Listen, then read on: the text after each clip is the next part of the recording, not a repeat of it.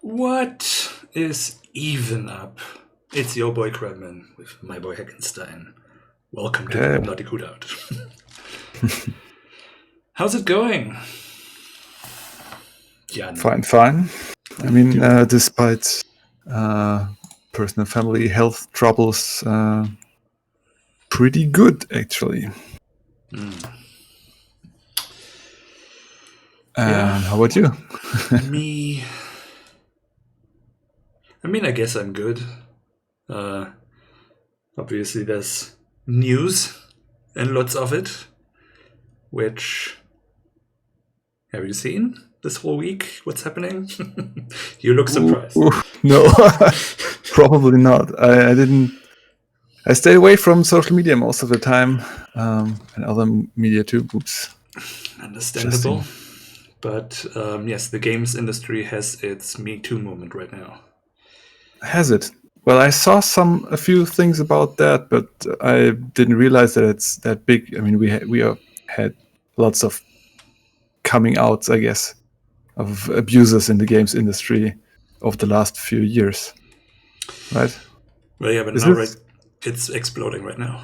It's like It's exploding. Okay. yes. So it's like I can't even keep track. There's some people collecting all the things that are being shared, and a lot of the people I don't know. It's everywhere. Streamers, Ubisoft apparently full of abusers. That I read, yeah. And a whole bunch of stuff. Wait, who did I know? Chris Avalon, or his name is from Fallout. That I read, yeah.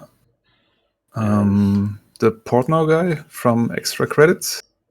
Yes. Yeah, Okay, that is one I knew that, about already. right? Yeah, that was a couple of years ago already, but of course it's resurfacing now because apparently nobody cared when that was. Yeah, I had no idea of that. Yeah, that's but yeah, loads of people, and basically my feed is just full with news stories every day. I'll look up the person where I mostly see the collections. It feels like it's always been like bubbling under the surface, and now Definitely, like a big bubble exploding. It was a long pretty time good. coming. Yeah. I think it's good that it's out there and people are talking about it, and we reiterate that this is not acceptable behavior. For sure. I mean, that should be clear. I guess it is. Everyone is clear on that, but that's why nobody's talking about it, because everybody knows that this is not supposed to happen. It's not supposed to be something that people can do. Yeah, I mean, obviously, there is a very toxic culture, probably in every industry, of white men protecting each other and kind of edging everybody out. Like all these stories, they all share sort of the same element of, either having been unable to speak up, or actually most of them seem to have tried, but having been dismissed, gaslighted, fired for speaking up. And so there's a whole thing of, I forget who said that. As I said, I've been just reading a lot of stuff, so it's all getting a little bit, tough to track who experienced what, where. Yeah, wasn't there a story about a HR person? Several, yes. Yeah. I mean, wow, that's like the perfect place for an abuser, right? To be in the HR. Yeah, there were a couple, even something like that a woman reported someone to HR, and it turned out that person in HR was dating that person, and then she was fired, the person who reported it, for reporting the boyfriend of the HR person, and all kinds of crap like that. Yeah, HR seems to be a good idea, but if it's undermined, then it's like the church investigating on itself.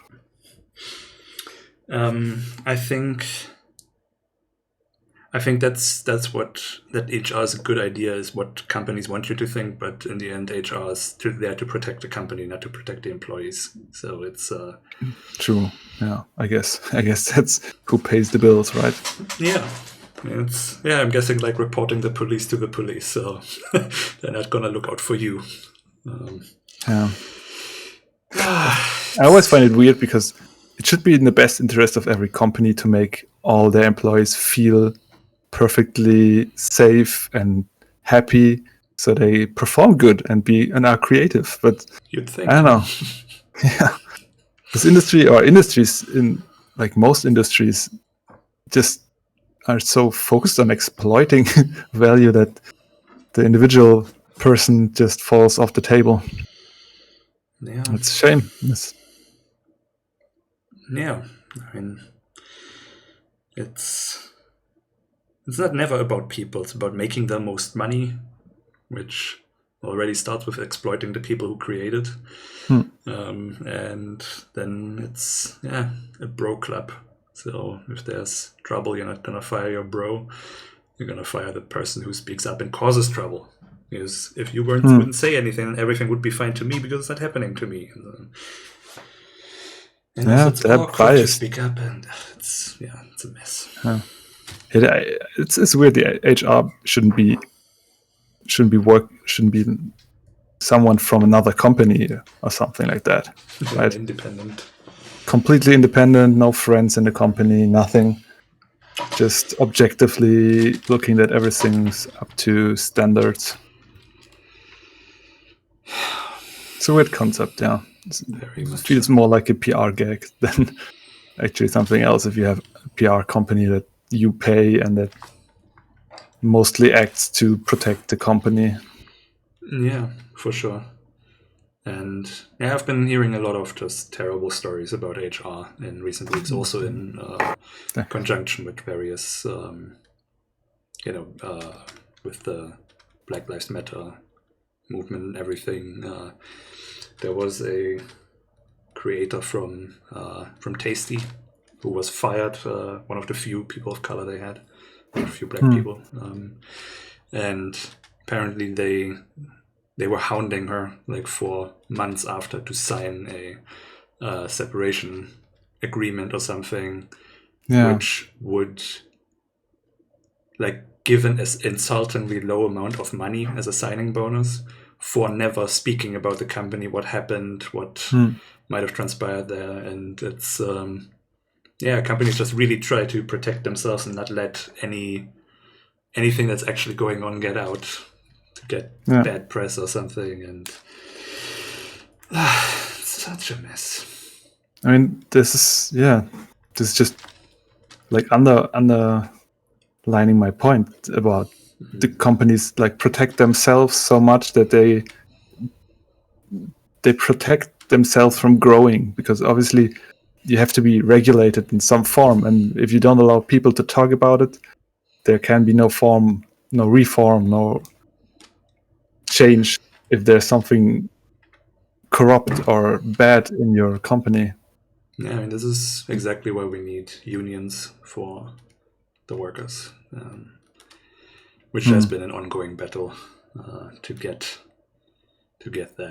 some representation and some leverage, so that people cannot be exploited in the way that they are.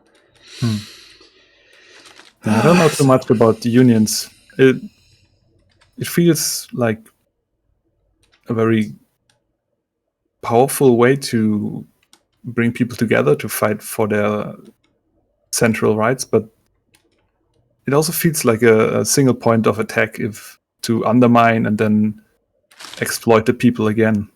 What do you mean? I know, maybe that's just like Hollywood propaganda or something, but I have the feeling that unions don't always have to be beneficial to the workers, but also if they are undermined, can just sign deals with the company chefs, and silence the workers, like opening up strikes and stuff. I really don't know enough to talk about this. I never have been invited to a union or anything. I mean, I think it's generally a good thing. I mean, you see it working in industries that have unions, like especially Hollywood, which is probably why the Hollywood propaganda tells us how bad it is. Because they have significant power over that. You see that with the actors or writers' strikes or something, that when people are being exploited, or that there's very clear rules about stuff, what in terms of crediting and all kinds of things. So I do think that unionizing is, I mean, obviously it's a bad union. I mean, police unions are bad, obviously. But that's because it's people in power. I just find it weird that, the people who have power have a union. Union seems to be more a thing for the one who have less, so that they can organize and, have reach some, what do you call this? Yeah, they can talk on the same level, that there's kind of a power balance of sorts. That, when a company requires people to work 120-hour weeks or something, that the union can step in and say, that's not happening, or then organize a strike, because obviously it's difficult to organize that without a governing body of sorts. Because if you tell your colleague, hey, how about we all don't come to work tomorrow, I think everybody will have a little bit of trouble with that, and someone thinks, okay, but if I not come and then the other one comes, then I'm going to be fired, and all sorts of things, where it's just good to have like a central, someone to negotiate that for you and to organize that for you, and have penalties and all sorts of things just for better working conditions. It kind of protects the people like fighting against each other to get less exploited, I guess. Yeah, I do think it's a good thing. And obviously unions can be problematic. There has also been a scandal with a UK one. I forget what their name was. I think it was Game Workers United or something like that. There was a case of that one of the leaders of the union had made racist remarks or something, or pushed someone out who had complained about them, and then the union did more work to suppress those criticisms than stand up for people, and then you obviously have a union that is not actually helping, but is serving their own purposes or serving company purposes, and that's not really helpful then. Yeah, probably you have to. It's more the fault of the way you organize your union. So if you have a good organization that can regulate itself, like exactly the thing with the companies, that people can speak out and everyone is heard, and there's a correct democratic foundation, then it should be hard to undermine them. I mean, then you got populism again. It's a tough balancing act, I think, in all forms of cooperation, but still, cooperation seems to me like the best thing to do. Yeah, I guess like you said, I also have not looked too much into unions, so I don't really know that much about them. Just the pushback I see against unions. Like, what was that? Where Elon Musk offered his workers like an extra day off a year or something to not unionize or something like that. Just basically, when you see rich people fight unions, then you know there's something to it, right? Yeah, for sure. If the big guys are afraid, that's exactly what you need. Definitely. If this isn't the call to unionize, if your boss says, please don't do it, gotta give you 1 day less work each, let's see, year. Then I forgot what it was exactly. It was just ridiculous. And I think Amazon, that's also always been a thing that the workers want to unionize, and as I said, that's something I need to learn way more about to talk about it. But yes, so hectic week. Of course, similar to the Black Lives Matter movement, makes me, think about my own behavior a lot and trying to, kind of reflect on in which ways I may have contributed to these things, or treated people in a similarly bad way. And yeah, it's just I guess it's just really a time to examine everything and just do a whole lot better, because when I look back over the last 10 years or something, I've mentioned this before, that there's a lot of things where I learned to do better, learned more about them, try to unlearn toxic behaviors that I've internalized, and various isms that I've internalized, and but it's still such a continuous process that I can look back just a couple of months and still see something that was not really quite okay. And so it's and especially with these stories coming out there, it also of course I've been sort of aware of this problem, and having done the day and all the reactions I got to it, and obviously that made a lot of people talk to me also, because I guess they felt that I would understand and hear them, and which I tried also, right? And so I know a lot of these stories, and they all it's I'm not surprised by these things I'm reading today, but it's also driving home various elements of it, like how even small things contribute to this, and so I just kind of thinking about my behavior and cringing a little bit here and there. A lot of it I already kind of feel like I've worked through, and the people that were affected by it, I've talked to a lot of them already, over the last years, trying to apologize and of course, do better and everything. But I still find some stuff where I'm like, ah, shit, that was actually, I thought, I was just being whatever, but that's obviously coming from a very privileged position of not, and not being aware of all the power dynamics, of the intricacies of it. And so there's more work to do. Work to do. Of course there's. This is not something this is how it has to be. This is part of the process. It's part of being human, right? Sure. Growing, learning the things, and de-learning all the bad stuff you learned in the past. Yeah, for sure. It's we'll never be perfect, and we are, I guess, product of our times. And to make things better, we have to change who we are.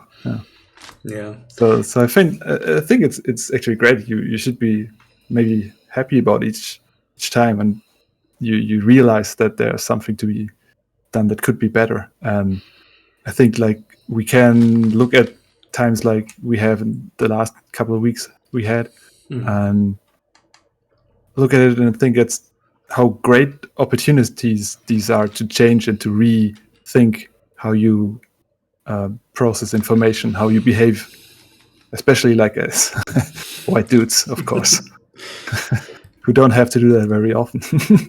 Yeah. Well, no, I get what you're saying. I guess I'm reluctant to think about it into forgiving a way, because of course, sure, it's an opportunity not to forgive. Of course, not to forgive. Just for example, this what you just said with what a great opportunity to learn. If you think about what this great opportunity is built on, that's not so comfortable. What I mean. And so I am not proud of where I am and how far I've come, but that doesn't, because it's been a lot of work, and I've been trying to do the work and walk the walk, right? I've been talking about some of these things for. I'm not talking about being proud, though. Yeah. But in a way, I'm a little bit proud of myself, not in terms of, ooh, look at me or anything, but just for me personally, I have found sort of I have kind of reached a place where I am sort of happy with who I am. Mostly.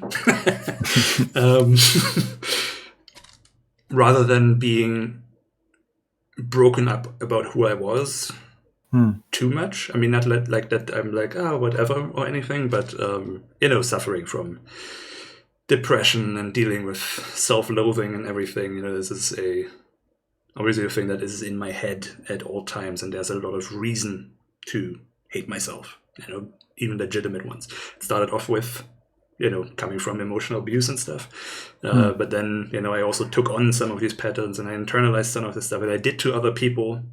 Kind of what was done to me, but also kind of worse because they have all this extra stuff, where they don't have this respite of privilege, where I get to not think about a whole lot of things. And I guess I'm very embarrassed by those things. And I feel quite awful about it. I kind of wish I could erase the last 30 years and just start at this point and then get better from here, which I'm sure I still have to do.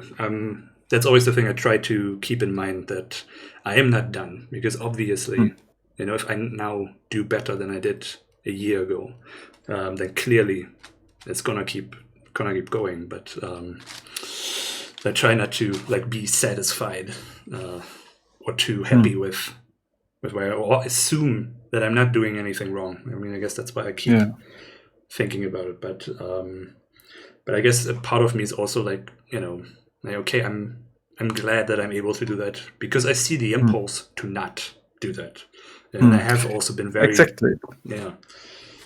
the point that I was trying to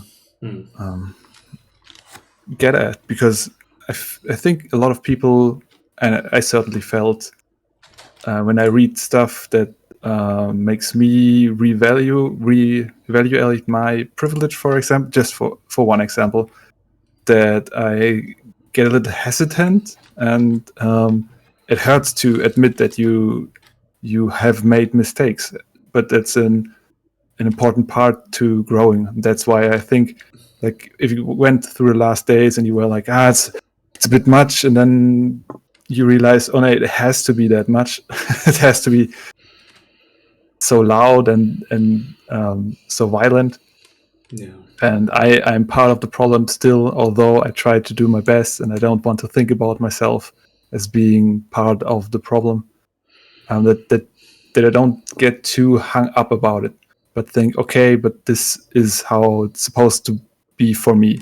I have to learn this, and it's good that I'm becoming aware of it so I can change.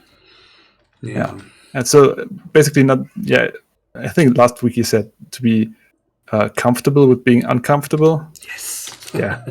So I want you to become comfortable with, or accepting that you are growing, and growing means seeing your own faults and doing actively something to get better. For sure. And I guess that's kind of what I mean, that I'm, I am uncomfortable, which I'm comfortable with being, which I want to be,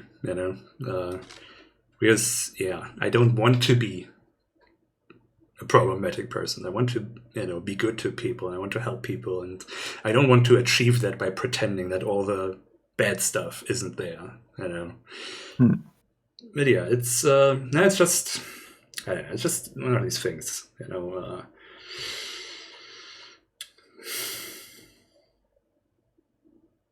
I just fucked up a lot, and I didn't even realize it, until some things, not even until recently, and that's just it's just a thing where I just have to remind myself, not to get comfortable again in thinking I've grown enough, or done enough, or whatever.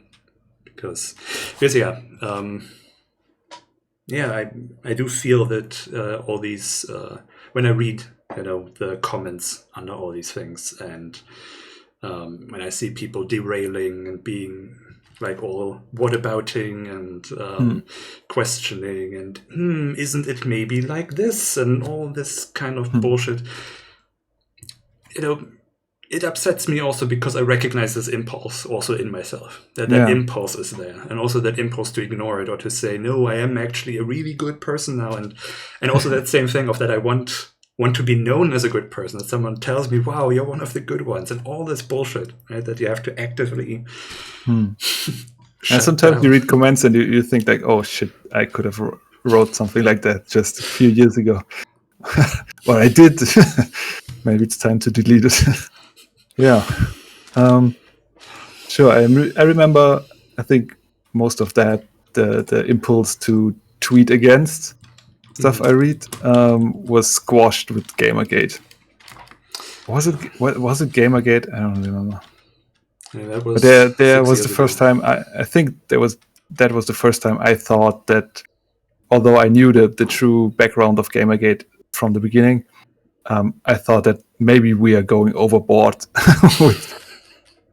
with this. Maybe we I just wanted the whole Gamergate thing to stop, but because obviously most of the people I follow are left leaning and progressive, so that's where I got to say, maybe let's not make this too big a deal. Yeah. So I just stopped commenting altogether on the topics like that.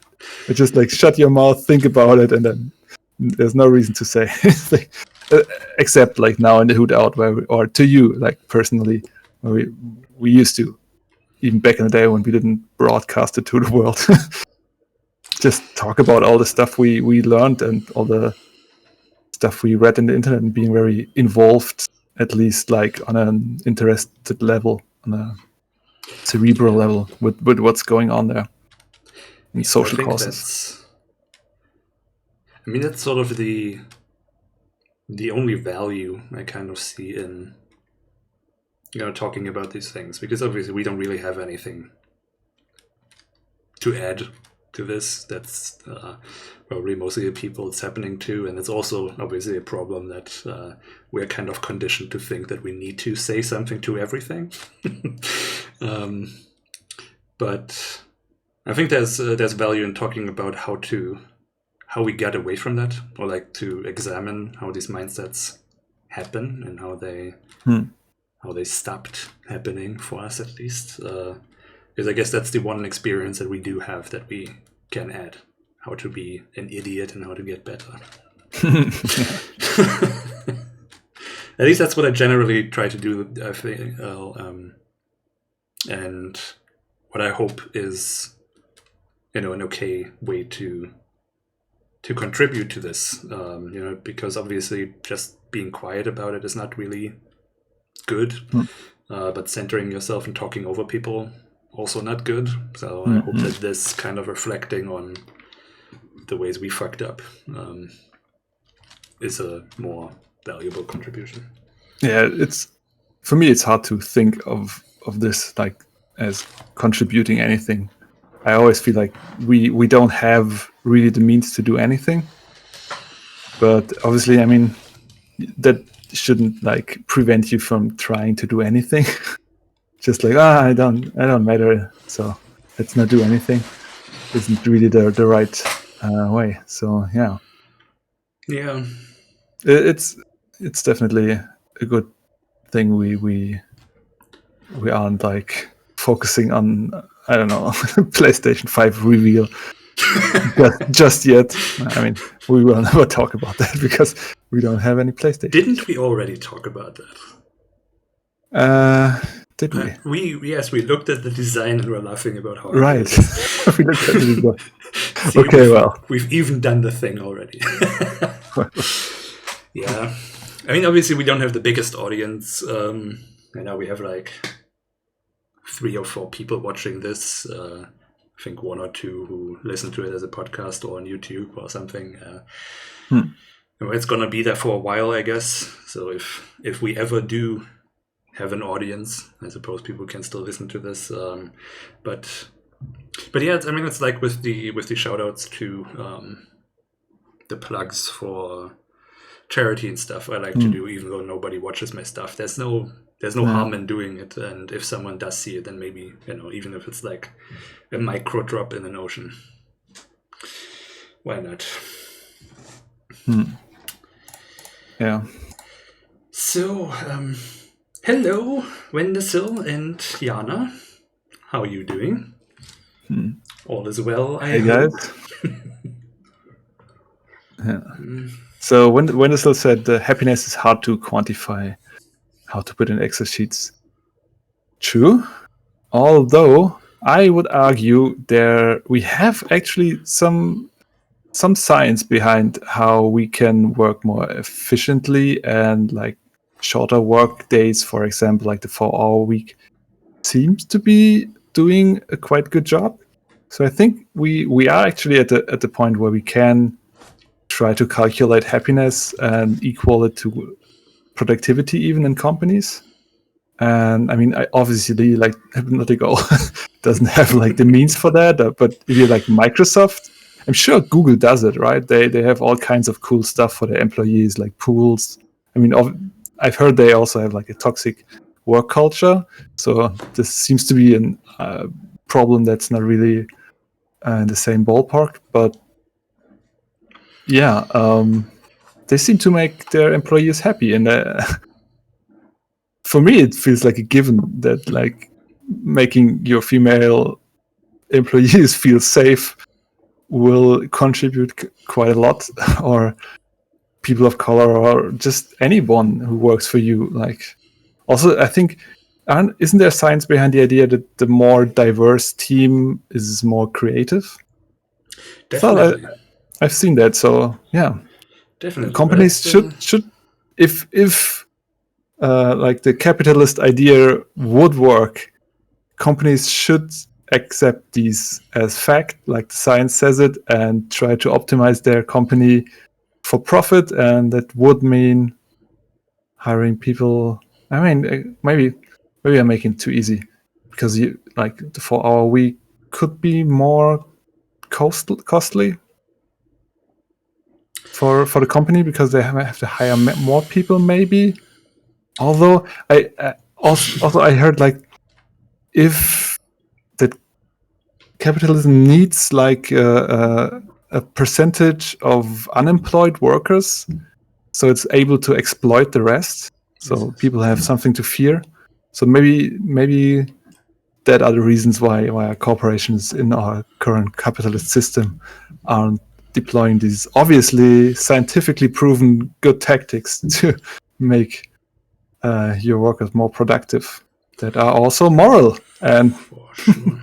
I mean, that's. I think there's a lot of complexities in that anyway. Like, for example, the 40-hour work week is also designed to not let you have a lot of time, so that you need all those what do you call it?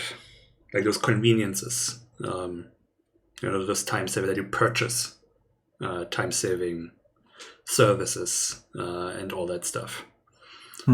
So it's not really in capitalism's interest to have you be happy. I mean, obviously you're supposed to purchase happiness, and also to like give you enough time to recharge and everything, because then, I mean, stuff like Amazon and things that you can just click on something and you get it, and it's so convenient. I mean, that's why it's so successful. And we need it now. We don't need it necessarily, but the convenience is very appealing, because we just don't have the time really to.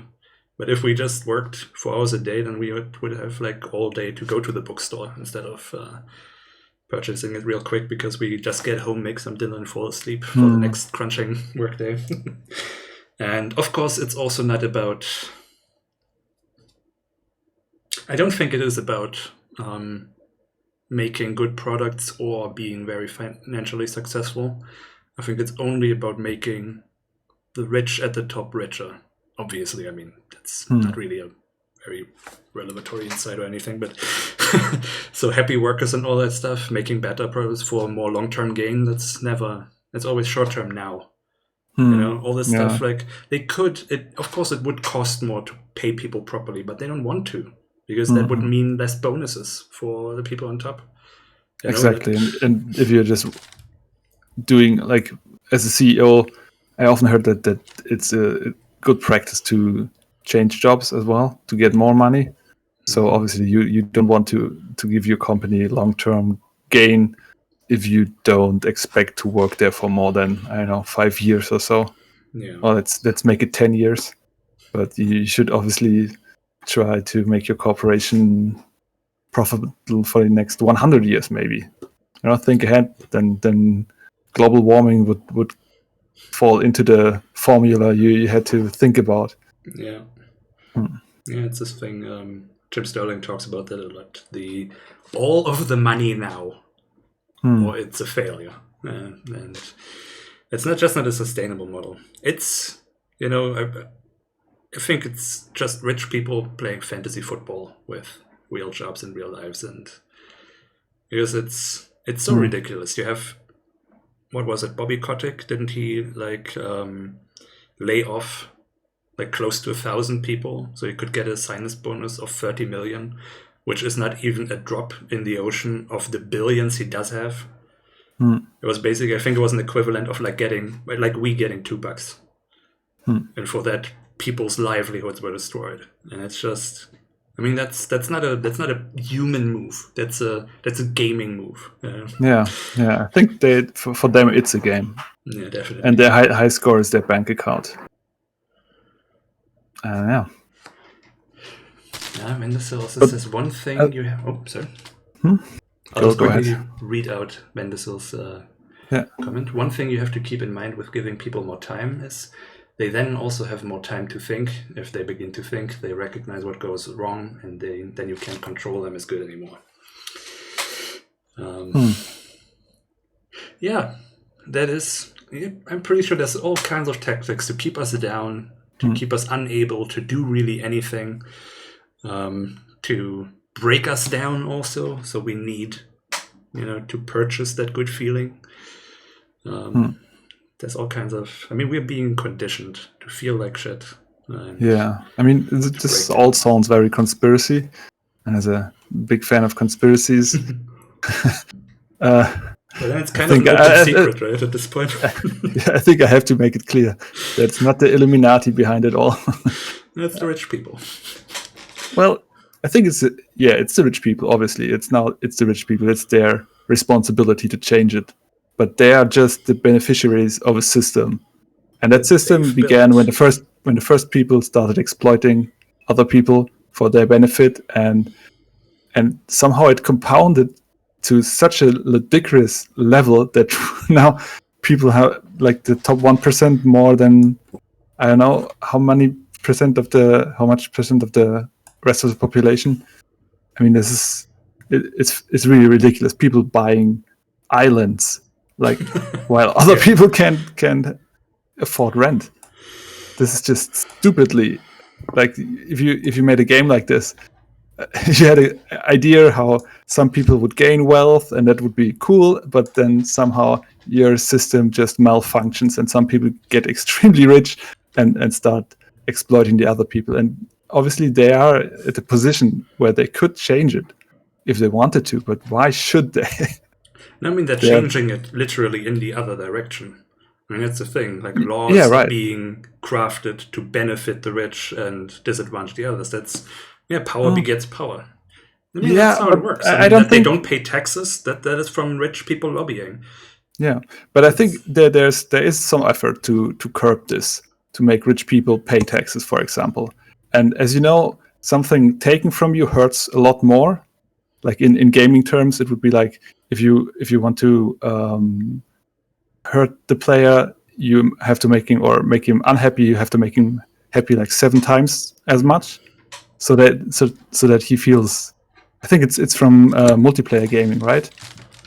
Ideal for people to be happy would be if they won they lost every 7th game, and all the others they would win. I think someone calculated it somewhere.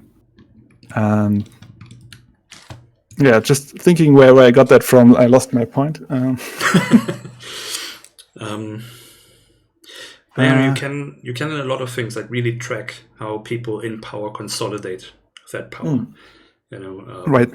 What I wanted to say is, so there are some efforts to curb the rich, and it hurts them so much that they try to, and they overachieve getting it back. And that's, I think, how it's possible for the rich to still want to have more. I think it's just the idea that someone could get some of their riches that makes them, I don't know, so greedy that they grab and try to take more than they even have lost. Yeah. I mean, how would you explain it if not like just pure evilness? Yeah, it's weird. I mean, I've been also, now, half living in South Africa and kind of learning a lot more about their history and everything. All makes me think a lot more about how these power structures and the consolidation thereof works.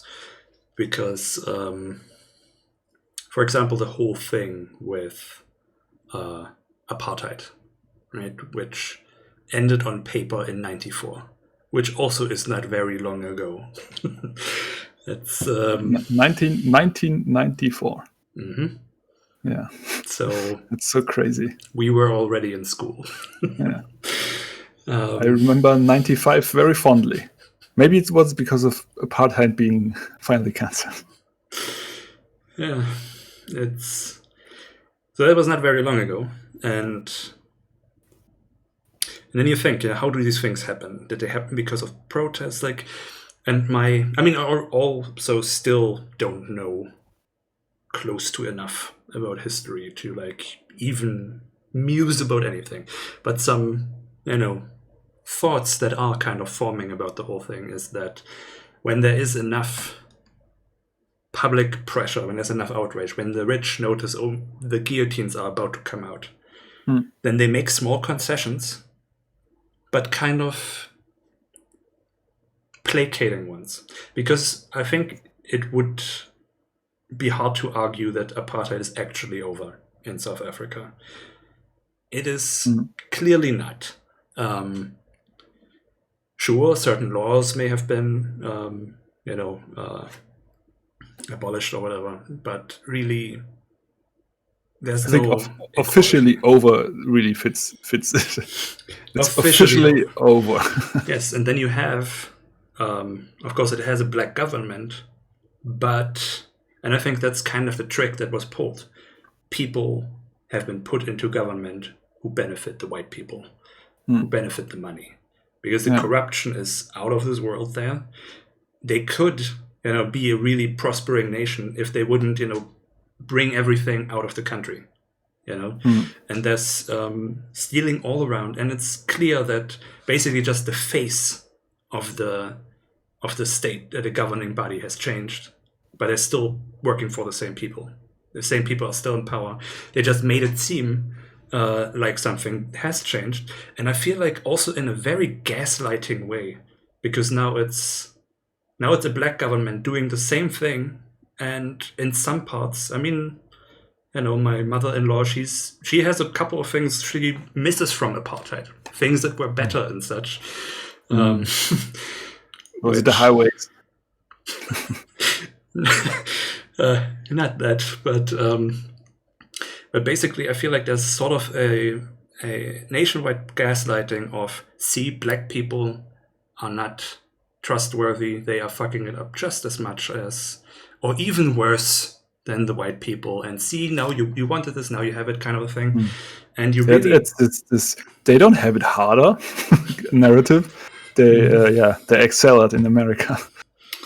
And you really notice how it messes with the people, because the mistrust between black people in South Africa is really something else. It's kind of strange to experience, because most people I meet there are wonderful human beings, really creative, kind, awesome people. And pretty much everyone I meet tells me they have no friends because they were betrayed or they fell out or something. And it seems like the divide and conquer has worked so well that nobody trusts anyone. Everybody assumes that the other one is out to screw them over, so they try to screw them over first. And meanwhile, the 10% or whatever of white people that exist in the country it was around 10, I think. They live prosperous. Obviously, the rich, corrupt politicians stay Just rich and corrupt. 10%. Wow. It is very low. And of course, they own 90% or more of the land and everything. I mean, that's an ongoing discussion there, the redistribution of land. Did you know that Elon Musk is from South Africa? Yes. I just learned that recently. And it kind of opened my mind a bit after having visited South Africa and met the white people there. Mm-hmm. Yes, it's a strange bunch. Yeah, it's weird. I mean, they are lovely people. Most the people, but it's weird. It's really weird. I mean, they are living there as white people with this bearing contrast between just the living conditions between white people and black people every day. Yeah. And yeah, well, that's how it is in South Africa. Yeah. It doesn't seem like there's a second thought about there has to be something has to change. It's more things like they are now. They should stay like they are. It's perfectly fine how it is. Yeah, even like now with the conversations about giving back the land and everything, now they're acting like you can't steal our land and you're just as bad as the, always that bullshit. Yeah. It's reverse stealing. Yeah. It's Indian giving, I guess, in the sense that you should actually think about that term, right? Oh, okay. Yes. Yeah, for sure. It is wild, the things people come up with to gaslight nations, and yeah, and in the end, nothing really changes. Yeah, it changes on paper, but the power doesn't change, and so. And I feel like through these acts, it gets harder and harder to do something about it. Because they're just so good at this gaslighting and manipulation. So that it feels like, a victory was achieved. Apartheid has ended, the war's over, we won, everything's okay now. But actually everything's the same, but now it's harder to convince people of that again. Okay. So this reminds me of something I read. I think I watched a video about how the French Revolution, because you mentioned the guillotines, how in the French Revolutions the elite managed to shift. I think that's how they kickstarted the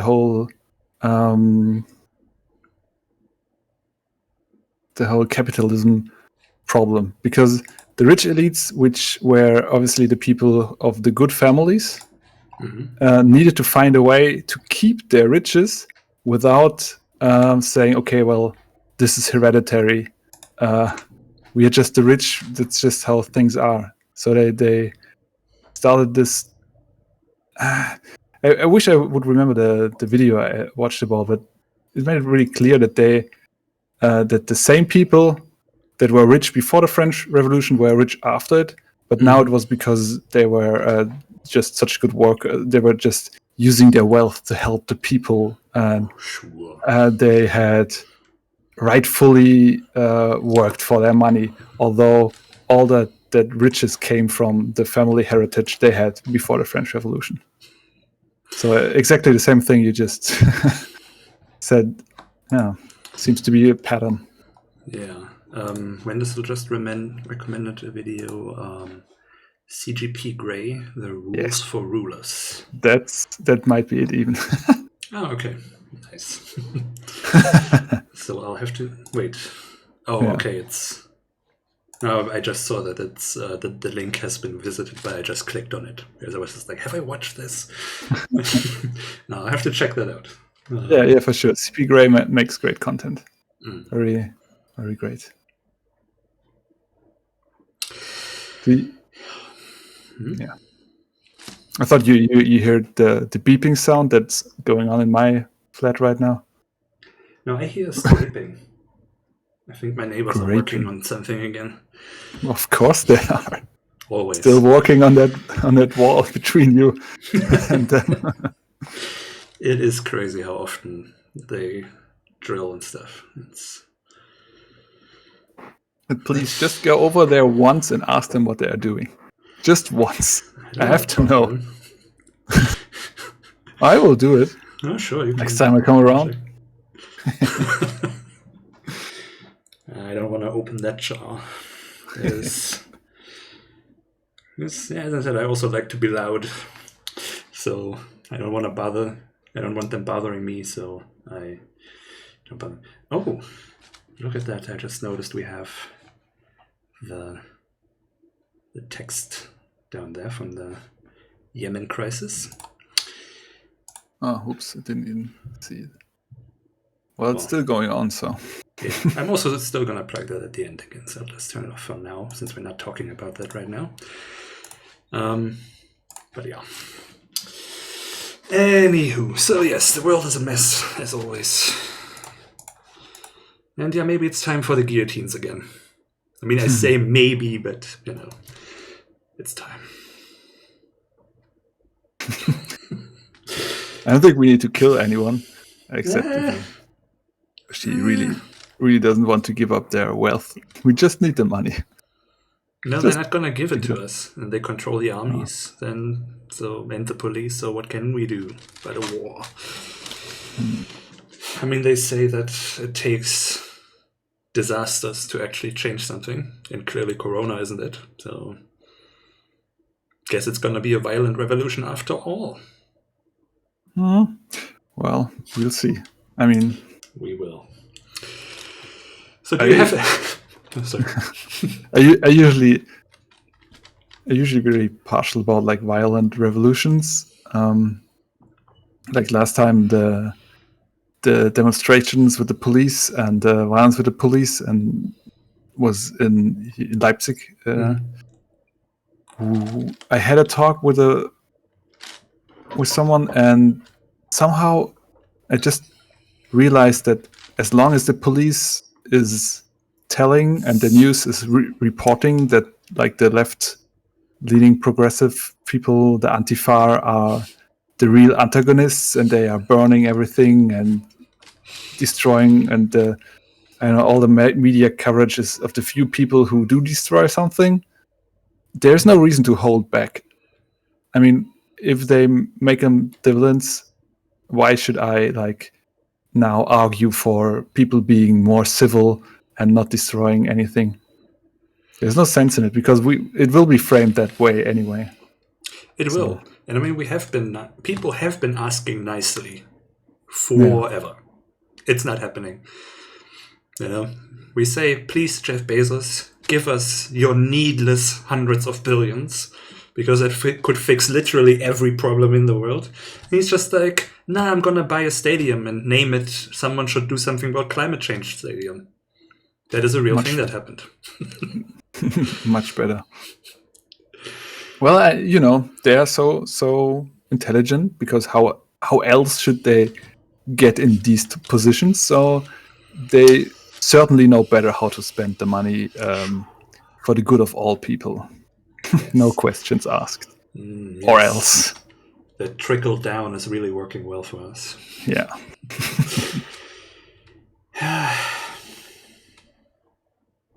Yes, that's the thing. Nobody who's that rich got it through moral means. So we can't expect them to be moral about it. That just doesn't happen. I think there may be a couple of people, but they will not hoard that money. They will use it as they get it. I think there are a couple really good companies out there who do good work, but they will never get the same shares as Amazon, even if they have great products, because their products are more expensive and they pay their workers more. But I'm sure you still can find somewhere in that chain something that is not quite. Oh, of course, nobody's perfect. We all have to work, and we need at least one HR person from another company who has no friends there and who will be objectively judging and reprimanding the company. I think a company should be like managed like a government, like with independent organs that regulate each other. So it doesn't really. like we do, for example, you and me. I feel regulated. I mean, like, even outside, somewhere in the production chain, I bet there's something that's going to be produced overseas by exploited workers. There's always something that is built on someone else's back. Even the technology we use, like this PC right here, is probably not completely unproblematic. No. Most likely not. Yeah. But yeah, let's not pretend the consumers are the problem. Oh no, that's the thing. Huh? We talk so much about what we as individuals have to do better. Don't use a straw and don't fly and everything. When really you could stop all of that stuff and you would make a dent of 1% or something. I think it was 1 or 2%. While it's 70 companies responsible for 90% of the something like that. Or it was the other way around? 90 companies so responsible for 70% of the global warming. And so you can't really do anything other than shut those companies down, and that's a process. Anyway, do you have anything on your topic list? Anything that's less depressing for a minute? Sure. I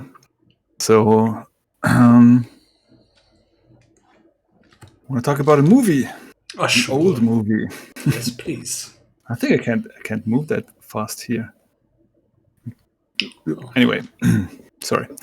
So I watched the Truman Show with my girlfriend last night, and I remembered it as a comedy, which was maybe like a rom-com or a dramedy at most, something like Stranger Than Fiction. Not as good as Stranger Than Fiction, but just a fun movie to watch. And wow, this is dystopian sci-fi thriller that could be written by what's his name? Charlie Kaufman. No. Terry the other one. Nope. Although it could be written by Terry Gilliam as well. No, the short story guy. Short story? Yeah, he writes short stories, science fiction short stories with a twist. Philip K. Dick? Yes, exactly. Oh.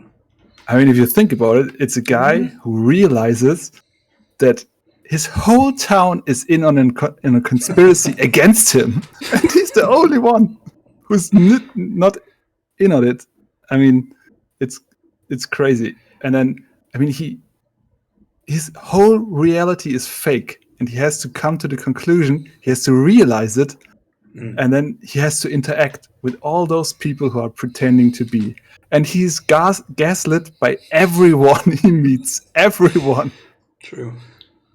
It's a surprisingly great movie. Still, it starts a bit slow, and I was like, wow, that's really 90s, huh? It's really a 90s movie. I think 1996, so 2 years after apartheid. And man, such a great movie. Really, highly recommend it. I have to rewatch it myself. I saw it when I was young. Yeah, me too. Never seen it again. I remember it. How do I remember it? I mean, I remember it as kind of being sort of weird, and as he discovers all this stuff, there's a couple images burnt in my head, like with the where he then talks to Ed Harris, and they show this short video of people mailing themselves as Christmas presents, jumping out and saying "Hey" in the camera and stuff. There's some images burnt into my head, but yeah, it's been a while. But I also remember it being kind of sad, so I guess that's why I'm always like a little bit It's not sad. It's not sad? No. Not sad. It's pretty inspiring, I think. I mean, it should be considered as science fiction, really. I mean, not only the way he finds it, he realizes it, and I think the technique, at least for that time, if not now, is not here yet. So it's impossible. So technically, it's science fiction. And just the movie is just so great. It has like a great emotional arc. It has something to say about morals and about philosophical questions. But also, it's just this I don't know, this conspiracy horror that this poor Truman has to endure, to realize, and then to flee this fake reality he's living in. and the movie really looks at this idea from all angles. So you see Truman, his perspective. You get the perspective of the actors and what they think about it. You see the producer and how he's really thinking of Truman as his baby and is really holding on to it and doesn't want it to change, but also wants to make like a great piece of art, which I guess you really have to think about. And then you see the audience reacting to this live show and like being on the side of Truman, although he's exploited by the whole thing. Yeah. And then you have the person who Truman at the start. I mean, I hope I'm not spoiling anything for anyone, but he falls in love with a woman, like accidentally, who is not supposed to fall in love with him, and she gets shoved off out of the screen, and he never gets to meet her again. But he still is in love with her, and he still tries to find out where she is, and everyone is watching it. And she, outside now from his world, is also watching the show, watching Truman, remembering her and thinking about her. It's just wow. There's so much in it. It's really, really, really great movie. Didn't think it would be that great. I guess I'll have to rewatch it now. Yeah. Just real quick, somehow your video feed is very stuttery or like low frame rate. I don't know what that is. Do you want to try to reconnect real quick? Sure. I can just reconnect and then it should still work. Yeah, well, you will see. It should. I'll try. Should hopefully.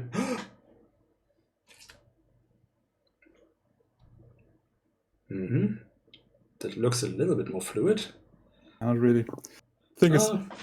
Just now when you were talking, it was like 1 frame per second. I feel like this looks a little bit better. Yeah. Okay. You know what I've been watching? The Floor is Lava. Great. Oh man, what a great concept for a show. I saw the trailer and I was like, how is it only now happening? This is such a 90s idea. It is so 90s. The whole show is so 90s. It's wild. The whole way it's made, the hyper theatrics of the whole thing. Like nobody's normal in this. It's like like those old action commercials where the narrator always yells everything at you and great. And it's so fun somehow. It's weirdly tense in moments, especially. I mean, obviously, it's always so much fun when the people like are almost at the end and then fail. Well, yeah, I had a blast. I just watched the whole thing in one go. Great. It's very nice. I saw that, but I wasn't sure, and I don't like these reality TV show things. But I thought like this is such a great idea. It's good that you took the bullet and can tell me now. It's good to watch because I don't want to get disappointed by such a great idea. No, it's really good, but in a really 90s sense. So it's it's not updated 90s. It's just 90s. So yeah, give it a shot. Yeah, I think sounds great. Yeah. I don't know. That was a lot of fun. Just watching people trying to, and it's something that I would love to do it. Try to see if I can get through the courses. It should be like an adventure park, just with this theme. Yeah, this should be the new exit room. the new craze. Yes. Yes. Exit room with more action. Could be a next step, honestly. The floor is lava. Such a great concept for a show. I mean, it's almost so good that it should be like mentioned in some sitcom or something. Someone should have thought of this before. Yeah, it is weird because I have seen that concept mentioned in a lot of TV shows. Yeah, like there's a whole episode in Community. Kids game, right? In the US. Yeah. So clearly it's exciting. Just someone had to fill a room with hundreds of gallons of slime and then make people jump over it. Yeah, good stuff. Do you feel like an adult, by the way? Okay, incidental question. I mean, we're pretty happy about the show that's called Floor's Lava. And I recently thought about it, like a friend of mine told me that she's getting 40 now. She doesn't want to have a party. She's not celebrating this. Mm-hmm. And I really thought about age and like how old I am. And first off, I think we should really think about our age like a high score, like how many years you manage to survive. I think it just makes it much more fun. You shouldn't be afraid to get 40. You should be happy. Yeah. And yeah, then I wondered, how is it that I don't feel like an adult now? I mean, like a lot of my friends, they have kids, they are married, for example. And yeah, I don't feel like an adult, not at all. And I wonder, is it because we're just having the time to play more? Or is it that like becoming an adult means like that you know all you need to know, all there is for you, basically? So now you can pass that on to the next generation. Because obviously we're living now in an information society, so that there's no point anymore where you have learned all you need to know. You always have to learn more. Is this? I mean, I don't know how it used to be. Maybe I'm like making the past too easy and saying like back in the day you didn't have to know that much. Like let's say 16 years and you knew all there is in your. That's probably not it, but yeah. I just wonder, is this like the new? I mean, obviously this is a new phenomenon. Where does it come from? I think for myself, I would say I do feel like an adult, but just in a more realistic way, I guess, a less propaganda-y way. And I feel like when I think about what I thought adulthood meant as a kid, or what is still being, what I'm still being told adulthood means, is basically to not have fun and to just function in the machine and to be responsible and to make a lot of money and spend a lot of money and have all of the kids and just basically have a boring life, I guess. And I feel like just that I'm able to have fun and to not limit myself in that way, and that I do things and everything makes me not feel like the traditional adult model, but I still feel grown up, especially now that I have younger nieces and nephews who I'm talking to, and I'm noticing that I know a lot of stuff. And I also notice that I become sort of that old man telling the kids how to act and complaining about them when they go partying when there's a pandemic. And it's like, kids, why are you being stupid? Just stay home. Maybe that's just it, that I don't have so many people that are younger than me in my vicinity that can show me how old I actually am.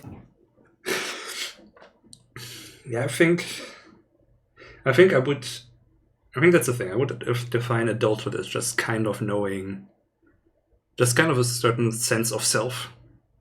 like a stable sense of self.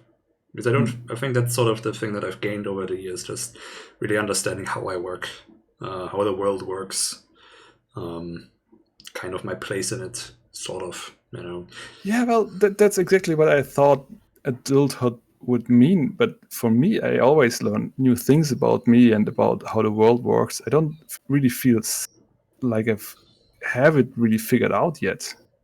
I mean, I have, I guess, like a sense of self that's fairly stable, but I all the time realize like things I do subconsciously, and I maybe even want to change. And and I change and find new perspectives on life that feel more important than the one I had before. But maybe that's all the self-help books. Well, maybe that's the thing. I mean, there's a lot of questions you're starting to ask yourself, like in recent months, I would say, and to kind of unpack your own psychology and everything. I feel like you're still kind of very much in the middle of that process. Like, I mean, it's triggered by a lot of things, right? Like the way we work and everything, what we want to do with work, all those tough phases of trying to figure out how to deal with certain things and still kind of find a way to be okay dealing with certain anxieties and all that stuff. And so yeah, maybe it's that you're still just in the middle of working out those mechanisms. And once you I know one thing about me, and that's that I'm a little bit slow in everything. So that checks out. I mean, those things are also a question of opportunity, I would say, because we're not being taught those things. We're not being given the tools to actually figure this stuff out. We're kind of being imbued with unrealistic ideals and things that are expected of us, and then we are sent out to just crash on our own when we can't achieve those impossible goals. And the rest we have to figure out for ourselves. And because I would say that a lot of that gives me the sense of stability and the sense of self is those years and years of therapy that like dealt with exactly that, understanding what am I even, how does all of this work, learning all those tools that I feel everyone should actually learn, in childhood. Yeah. And wouldn't that be a great thing if like school taught you things that were important in life? Wouldn't it be nice? Idea. Yeah. I don't know. Yeah. That is one of the things that I find really upsetting, in getting better. Just seeing how ill-prepared and like actively obstacles actively given to us, like being taught the exact wrong things to deal with things. Like this whole thing of what we're talking a lot about now, self-reflecting, being open to change, all these things are things that we had to learn, right? Because we were taught you have to just assume that your opinion is always right and just talk so long that until the other person shuts up, and that's how you deal with anything. I would say you are taught that you ought to be right at all costs. That's the important thing, that you are right. That's how you will be graded. Yes, but not actually by being right, but just by talking louder than everyone else. Well, what tools do you have? You weren't told anything. You were just like, that's how things are. If you know that, well, you're right. If you don't know that, well, you're wrong. That's it. Remember those things. Repeat them in the next exam. Yeah. Yeah, and so, having to learn like a simple thing, like changing your mind when you get new information. That's like such a basic thing, but also so important to quality of life. Because how are you actually gonna get to a point where you're good if you can't change because you already know anything, even though you don't know anything? And yeah, it's just there's a lot of toxicity that there is to unpack and unlearn, and yeah, it would be certainly nice. I mean, I am not sure if I'm gonna have kids. I keep like, I always wanted kids, but now I'm always like in 10 years maybe. And I have a feeling I'm gonna say that for the rest of my life, in 10 years maybe. But if I do, and I'm thinking about it a lot, like how would I actually do this better? Like what are ways to like actually teach someone all these things? I have one idea. Yeah. Hire an HR person from another company. Just stands by and helps you deal with it, and the kid can go to the HR and form complaints against you. Maybe. Well, I guess ideally I would try to be the kind of parent where the kids can talk to me and I'm not just saying, shut up, my house, my rules, or whatever. But have a conversation about it. And figure it out and not assume that kids are stupid. Yes, I mean, obviously a lot of the time like, kids can actually have like some very cutting insight because they haven't been conditioned to have the assumed answer to everything. Yeah. All those internalized things. I think that's another like benefit from getting kids or having kids, is that you get this perspective back. That you learn how much is really learned and how much you kind of forgot. Yeah. Marvel at like little moments and all that stuff and living in the moment. Yeah. Although I guess like children could be so stressful that all that high ideal will not work out in the end. I don't know. Yeah, I wonder how these things happen. Like if that's because all behavior is learned, right? I mean, there's a couple instinctive reactions to things, but if you have annoying kids, there's probably something that causes that, right? And I'm just wondering if I mean... Well, what's really annoying about the kids? Are your kids annoying or are you annoyed by your kids? Yes, that's what I'm wondering. I mean, I'm a pretty chill person. My wife is pretty chill sometimes. And so I just wonder if two chill people have kids, if they're not just gonna be chill kids. You know? Possibly. But I heard like children challenge you. They test you. So I think you don't... Being chill is not enough. You have to be able to critically look upon yourself and improve and grow with them, I think. Because they will find out what you like and then they will turn it against you. I mean, I did. Yeah. I guess I wonder if that depends on how you treat your children. If you're always kind of like having that I'm smarter than you position so that the kids are challenged to outsmart you.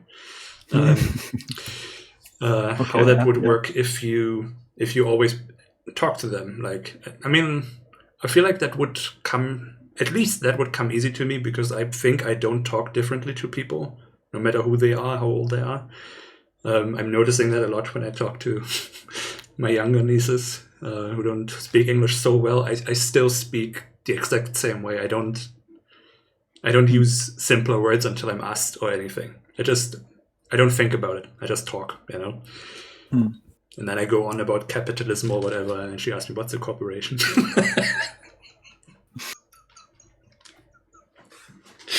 Teach him young. What can you do? And I wonder if kids already feel capable. They don't feel like they have to compete to prove themselves or anything. And maybe that doesn't happen. Yeah, I don't know. I think it's important how children and kids feel how they are in their early life, right? And that I think a lot of that you take with you in your later life. At least for me, I feel like I did. And like proving myself became like, or being perfect became a very important thing in my life. Yeah. More important than it should be. Yeah, for sure. I have that same problem, obviously. Yeah. I absolutely do think that, and the more therapy and self-reflection and everything I've done, I actually really think it's those first couple months, even maybe how you treat it then, that makes so much of a difference already. This, I don't know, because I can kind of track back where certain things started, which is very weird to figure out. And it's I think from the first moment it's really crucial, how safe a kid feels and how loved a kid feels, because that obviously it's hard to fix. I really noticed that. I mean, I have a lot of love in my life. I have so many friends, and really good friends, and a family and everything, and still I am not. I don't feel safe in being, a valuable human being, despite all the evidence to the contrary, because it's so deeply rooted from, that a certain demand or whatever that happened, or a certain neglect that happened when I was young, and difficult to fix. No, I also heard first years are most important, but yeah, again, what do we know? Guess we'll find out maybe someday. Sure. I'm also still thinking about it. If you want kids at all? Yeah. Not sure yet. Yeah, I don't know. I like kids a lot. I would like to have kids, but just not now. It's I couldn't, right now, the situation I'm in right now, being separated from my family for months. What would that be if I had children? Would I have even, I think about that sometimes, because obviously with my exes, we're also talking about a family and stuff. If I had that, I couldn't have traveled the way I did, I feel. Or just been free to do this nonsense here, where we don't get money and kind of live off welfare half the time, and it's so erratic. But at the same time, there are people getting children with welfare. You get child money, right, in Germany. So. Sure. But I feel like part of why I'm relatively okay all the time with all those challenges and everything is because it's kind of whatever.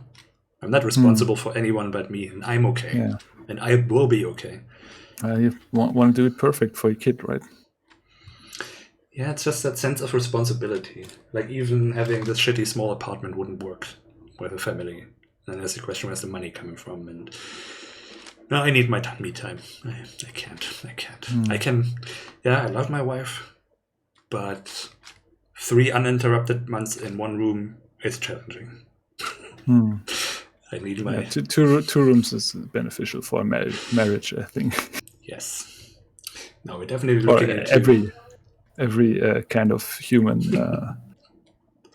We're definitely looking into getting a house once I can get back home.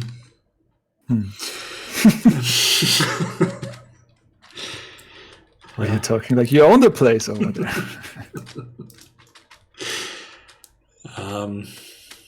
That's gonna be interesting when that time comes where I feel like, you know what, now I guess it does have to do with a certain stability. When I feel like I've done all the things, I've been plenty stupid. Yeah, then maybe I'll say one day, you know what, now is the time. And I'm not going to stress about when that is, because I'm even thinking, should I have kids on my own or should I just adopt? Because really putting more children into the world just to die of global warming in a couple of years. Yeah, it's true. But then again, the first years are so important, right? I think you can adopt babies. Oh. And it's still a good idea to adopt. I don't want to disparage adoption. I think that's probably one of the most essential humanitarian acts you can do. I mean, you can donate to some foreign country, but you can also just adopt someone who's suffering here. Yeah. There are plenty of kids that aren't wanted. Why not give them a home? So. But I feel the same way. I think like stability is really, really important. But as a perfectionist, when do we feel stable? I mean, it's today. I mean, right now it's obviously not the case. But maybe if next year we have like income you can actually afford a bigger apartment with. Who knows? And yeah, for me, I sometimes feel like maybe if I wait for the perfect time, I think that's also what they say, right? If you wait for the perfect time, it will never come. You should just have children. And I mean, people had children in the worst of times, and yeah, but I don't know. I'm not too convinced that I have to procreate. I mean, obviously, I think it would be good for the world because of how good I am. But on the other hand, what do I know? Yeah, I mean, part of me is like, I would like to see something that is coming from me. But there's also a weird kind of narcissism that is not really that necessary because, I mean, if you raise a kid, it's still going to be you, right? I don't know. Maybe there's a difference like on a biochemical level or something like that. I just hear a lot that like having children, that this is like really you have to experience this to really talk about it. It's so different. Like people talk about like the good drugs. I can't tell you how it is. You just have to experience it yourself.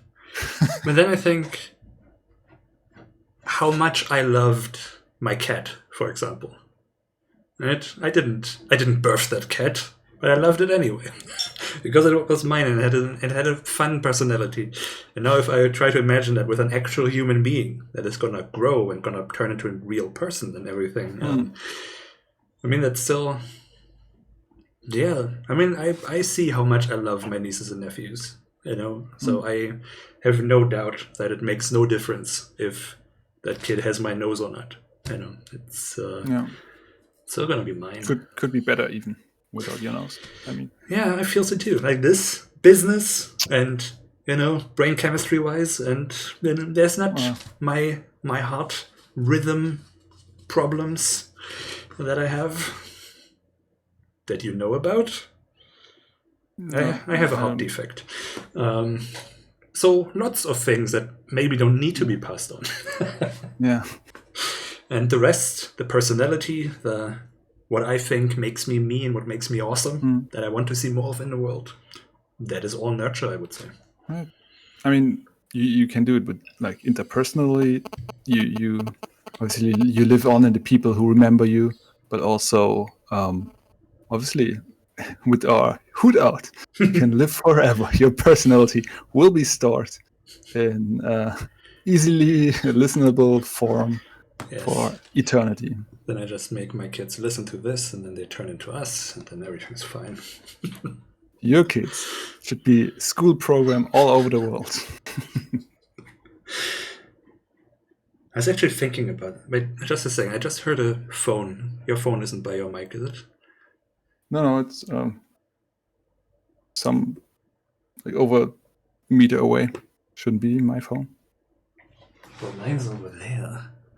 Weird. Okay, I'm gonna push it a little bit farther. It was just one brief thingy.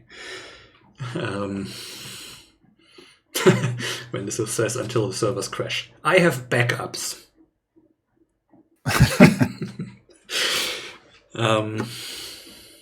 What was I gonna say? I was gonna say something.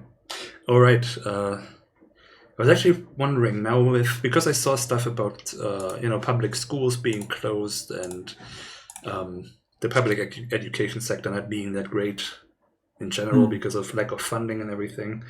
I was thinking, do online schools exist? Like that you have? Well, we in Germany we had like an initiative to digitalize our school system, and it basically failed. Okay. They just thought I think they were like putting X amount of $1 million euros into it, and then everyone was like, yeah, let's do that, and then they just didn't do it and cut it by however many percent. And now everyone is like, where is this digital school we were hearing about? That would be really handy right now. Yeah.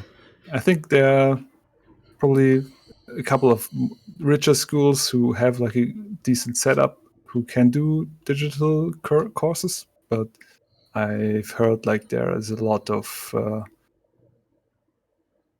school just not happening this year. I was just wondering because with YouTube and everything, and basically you already have all kinds of courses online. Like most of what I learn, what am I saying? Most of everything I learn about 3D modeling or something. I go to YouTube, I watch a couple of really cool tutorials. Same with programming techniques or whatever. So basically, this school system is already there. But I was wondering, is there? If you want to fix anything, you Google it or you look up on YouTube. There will be someone who has a cool video about it. History, politics, there's everything online. You're right. I guess you would need like a modern program or school program could look like, what are the sources online that you can look into? Like a curated list of good videos, good content, because obviously there's also a lot of shit out there, a lot of fake news and fake science. Definitely. Or something like school Twitch streams. Something to... We have so much technology. I mean, I can't be the first person who thinks of this. This has to exist in some form. I was just wondering, if accessibility, and obviously in many countries, accessibility to internet is still also a thing. So this probably wouldn't fix it. Like, even in America, people don't have reliable internet, which is weird.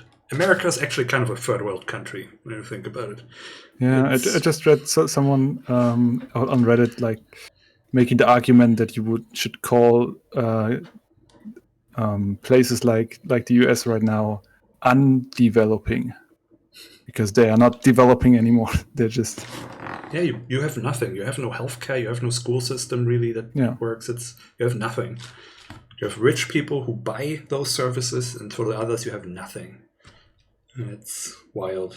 It always seems like, ooh, the greatest nation in the world, but that's just their propaganda. That's what they are saying. So that is just their propaganda, but really, it's kind of a third world country.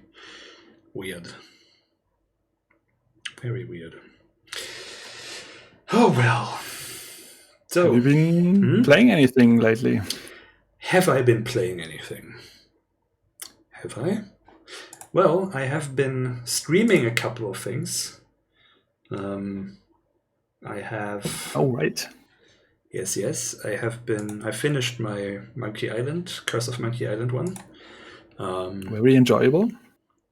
I do like that game a lot. Why am I underselling this? I love it. It's one of my favorite games. It's actually quite good. It's decent. And then I think so. But the 20th run of the game, still good. Still pretty good. Then I did... I started Primordia, and then I had the problem that the last time I streamed... That's the problem with not having an audience. I noticed after an hour of playing that both the game sound as well as my mic were off. So that was a complete fail and there was even non-bot people in the thing and nobody said anything. It's like, what is this? Why is there a person? Maybe it wasn't a person. I don't know. Maybe just watched you muted. Very strange.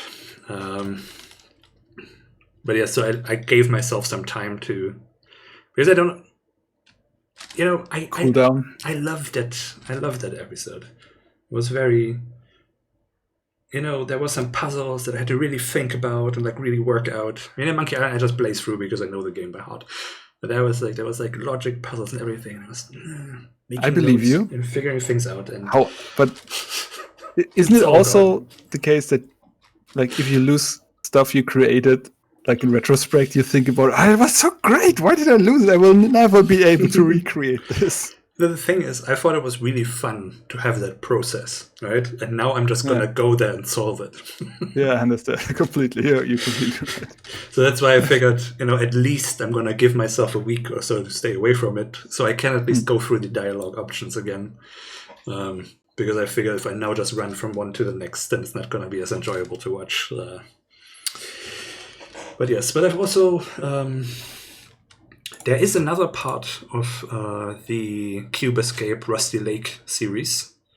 Last time I played the White Door also.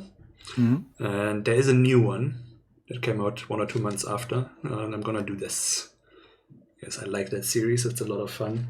And of course, the second, Dominique Pamplemousse. It's also still on the list. Definitely make sure that I'm on there.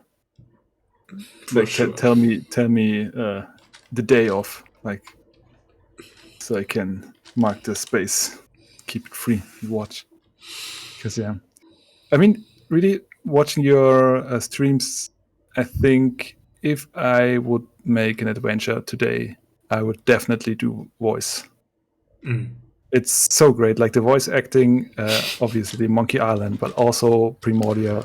It's so fun. And Dominique Pamplemousse also. Great voice acting. I mean, very limited range of voices, but very fun to listen to. That is such a good game. Yeah, I mean, as I said in the stream, I kind of expected that to be more of a gimmick and that I would kind of grow tired of it quickly, but I started out tired and I grew really fond of it over time. Such a good game. It's the mark of a good album and probably the mark of a good game as well. Yeah. If your dislike is the highest at the start, and then the more you play, the more fond you grow. Yeah. I've also been kind of wanting to just... do you remember Splice? Yeah. The movie? No, the game. It was it was kind of a puzzle game where you rearrange nodes to like create a compound. Chemical compound or something. Yeah, I remember. It was like an Android game. Yeah. Android and PC, I think. Maybe other things too. But I have it. Yeah, I think it was mobile first. That's what I remember. But yeah, I think I saw it on PC as well. Yeah, so I was just thinking about basically just doing a chill stream of that. Maybe I'm gonna do that later. That's because it's like it's super nice, this piano soundtrack. And it's just a chill time. Nice. Yeah, that sounds good. Have you played something? I saw you play something and you didn't stream it. What? Discord gave it away. Sorry, what did you see me playing? Night in the Woods? Yeah. How did you see that? When you have Discord open, it says under your name what you're playing. What? Man. I thought it was safe because it's not Steam, it's not it's the itch.io bundle. Wow. Discord, you traitor. And I actually turned it off so that when I do play something during the day when I should be working, you don't see it. I do play games during the day as well. Wait, let me just where can I set this off? Outrageous. Yeah, but Night in the Woods. It's a great game. I think the genre. It's hard for me to really have a genre in mind for this kind of game. It feels like the what's the other game with the girl who can travel back in time? Life is Strange. Life is Strange, yeah, reminded me of Life is Strange, and games just like a life simulator in some way, where you follow a character, you play a character, but you don't have like RPG choices. You have a little bit of an influence on what kind in how you react on stuff. Mm-hmm. But yeah, it's mostly just kind of yes, no, or I am for, or I am against, and in Night in the Woods, a lot of cases it's just like flavor. It's just, do I say this funny thing or that funny thing? I think they actually do store some of your choices and bring them back, but as far as I've seen, they are not really relevant to the story. It's just like a neat gimmick. You play as May, 20-year-old college dropout who comes back to her parents' house and lives there now in her old town, visits her old friends, hangs out with them, and has band practice. And I just found, I think, what could be a ghost story I'm following, but there are no like life-threatening stakes. It's just not quite coming of age, but I don't know. A teen story, I guess. Nah, not teen story, but when she's 20, I don't know. It's also very, very relaxing. It's a perfect game to play on your couch when you're just done with work. I don't want to sit on my desk anymore, and I don't want to have any threat of losing. No action, no horror. Just enjoying something. And it's just so honest. May is so fun to listen to. She's like a bit rebellious, and she has like weird friends, and she's lots of faults, what I find great, but she acknowledges them and she accepts them for her faults. And she's done a lot of bad things in the past, and people are still referencing them, but I don't know what she really did. But yeah, she has made a name of herself in her little town. I mean, have you played the game? I just assumed you didn't. Not. No, I have not. Okay, yeah, good. Yeah, it's really, really lovely.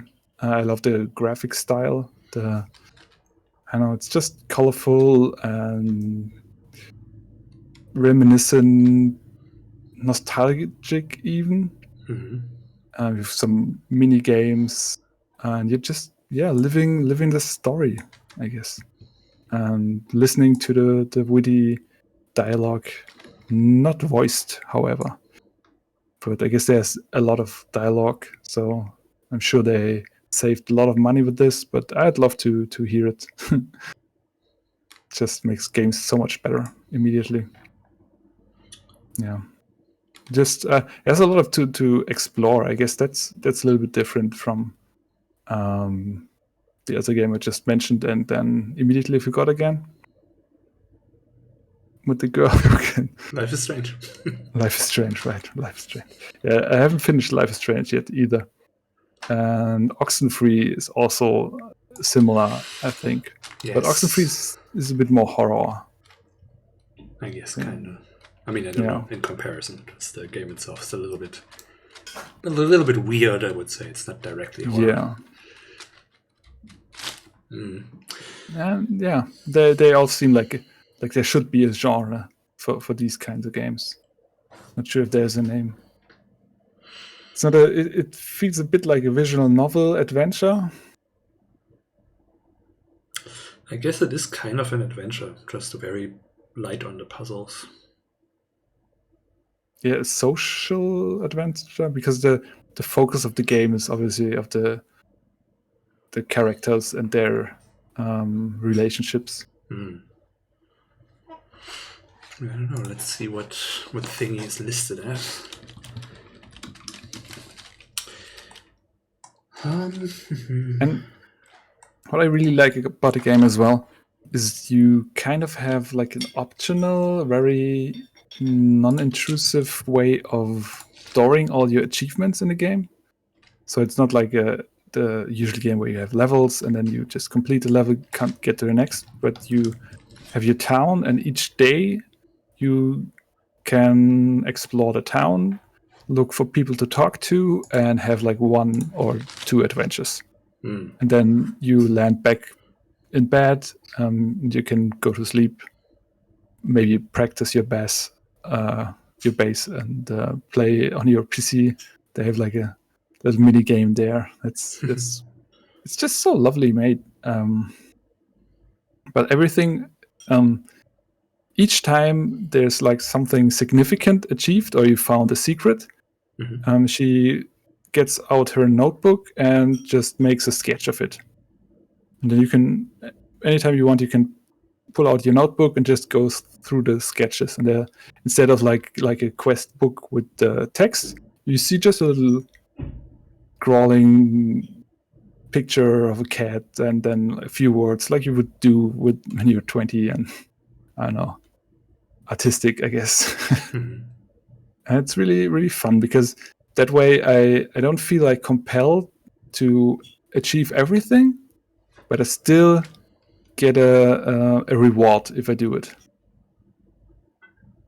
Although I'm still like trying to play it as efficient as possible, like talk to everyone before I start an adventure, because if I start the adventure, I will be back in bed and I will not be able to talk to the other people in the meantime, and I want to get all the content I can, even if this means that I'm not really enjoying the content anymore.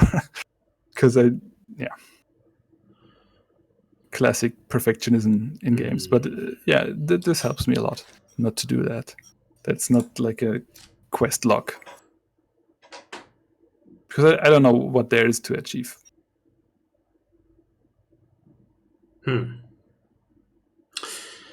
Well, I have to give it a look. I've only heard of it so far. Obviously seen some screenshots and whatever, but... Yeah. I mean, when we had the topic before there, I think one of the people who worked on the game has some allegations against him as well. Yes. Yeah. He's... But yeah, I think that the rest of the team shouldn't really need to suffer for his mistakes. Because it's a great game. Yeah, and I think they acted swiftly. Like, he was accused of sexual assault and they cut ties with him. Then he killed himself. Now people... Oh yeah, he killed himself right. a year ago. That was that. I forgot. Now, of course, people are harassing the woman who accused him. Hopefully they aren't doing that anymore. I mean, it's quite a while back. More than a week. Internet should have forgotten. Well, I'm even kind of hesitant to say, but I guess nobody watches this and can Google it anyway. That's Zoe Quinn. So she gets probably still constantly dunked on anyway. I mean, it's just horrible for her anyway, even if there weren't like people harassing her. Yeah. It's just an awful thing to happen to you. Yeah, she has had a lot of... I mean, speaking of Gamergate, I mean, she's basically who that was kicked off for. She wrote an autobiography. I have not read that, actually. No. Have you? Is it good? Okay. Interesting. You liked it? Okay. Maybe I'll What's the name? Let's find that out. Zoe Quinn. Is it Crash Override?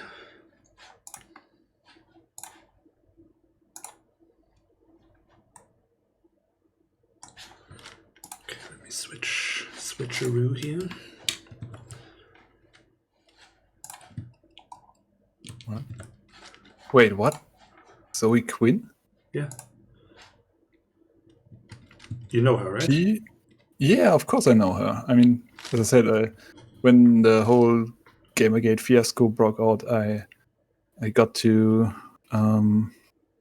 see it happening on 4chan, and yeah.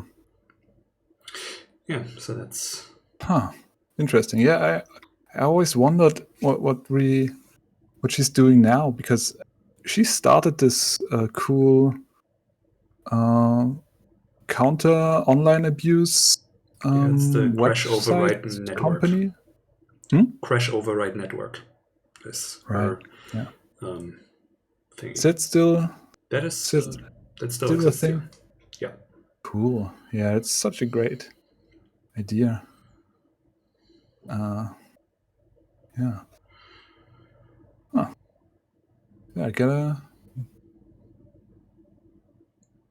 put that on the to-read list, I guess. Yes. Currently. But so wait, just so I get the connection. She was harassed by the guy who worked on the game. She was raped by the guy, yes. Raped. Mm-hmm. Okay. Yeah, I didn't really research much of it, or I forgot everything. Yeah, I haven't really looked at her comments in a while, but last time I did, they were all. It was always, no matter what it was about, it was always like, so do you feel guilty for killing this guy because he killed himself after she. Sorry, your audio skips out on my end. Let me just try to reconnect one more time. Okay, in the meantime, I'm going to quickly get the book that I'm reading right now. It's a little bit of dead air for a second, but if I keep yelling, the microphone should still pick it up. Okay. Are you back? Somehow we are using Discord for our communication, and it skips out on my end, so I don't always hear what Hannes is saying, unfortunately. Jana was just saying I thought he was only mentally abusive. I believe it was also sexual abuse. I think she was... I don't remember the full story. I think you may be able to find it on her Twitter still. I think she was needing a place to stay at some point, and he coerced her to stay with her, and then it became all kinds of emotionally, mentally, and sexually abusive. So it was... Yeah, it was pretty messy. Something where she had to call a friend to secretly to come pick her up and things like that to get out of that house. And it was... I read that last year when he killed himself, because then I heard about it. So I don't remember the details fully. Maybe what I'm saying is not 100% correct. So I guess look it up. But I remember it as being also sexually abusive. And I feel like, did I just... Wait, let's see what happened. His name was Alec Olovka. And... Wait, let's see. Abuse. Accused of abuse and sexual assault. So, I guess... Well, I guess one has to look at the... But she didn't... So Zoe didn't have any influence on Night in the Woods? No. Okay. Yeah. I just remember like she releasing Depression Quest and like people getting Yeah. yeah, she getting aware of her. Let's put it that way. I mean, at least I did get aware of her, but she immediately got so much shit for that. And is it even a game or is it not? And then typical bullshit. And then the whole game again. Jana is just saying that the guy who picked her up from that Nine Woods guy was the guy who started Gamergate. Holy shit. Does that woman have some terrible luck? Wait, what? Well, that... The guy who picked her up after. Oh, all right, great. Yeah, I mean, I think people have these patterns as well, where whatever happened in your past when you grew up, that you feel that you get drawn to people, that you see these patterns and they are immediately feel familiar. Yeah, well, I feel like that's a bit of a dangerous point. Yeah, maybe it's just that they are like abused and they look for just any way out, and then just the next abuser uses this as their entry point. Yeah, I don't want to victim blame here, obviously. I just wondering why some people have to suffer like one bad thing after another. I don't know. I guess I guess part of it is surely that there is a whole toxic culture, like literally everywhere. Also, kind of especially in the work that in our industry. And then, sure, I mean, I can certainly imagine that when you come out of something, you're looking for support, that you're kind of clamor onto people, and kind of ignore how they might not be good for you or anything. But because I certainly experienced it myself. I mean, obviously trying to grasp at straws and everything. When I look back at the friends I leaned on and everything, not everyone was really that good for me. Not in the same way, obviously, but I guess that can happen. I guess in this case we wouldn't like speculate too much on these types of things. Yeah, for sure.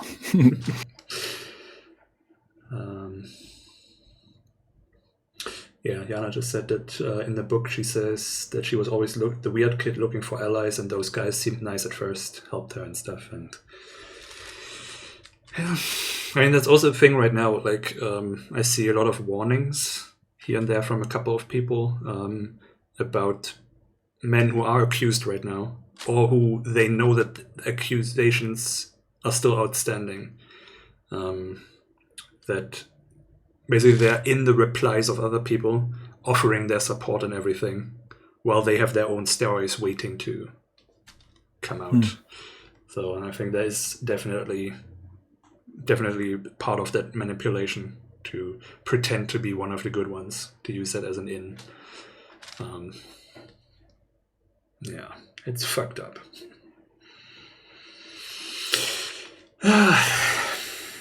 Hectic. In terms of books, what I got myself right now is Hood Feminism by Mickey Kendall. That's a writer I've been following for a while. And wait, what was the subtitle? Notes from the Women White Feminists Forgot. So I'm not very far in yet. I only just got it. So I'm excited to read about it. But the introduction is already... I just read the introduction and the first couple pages, but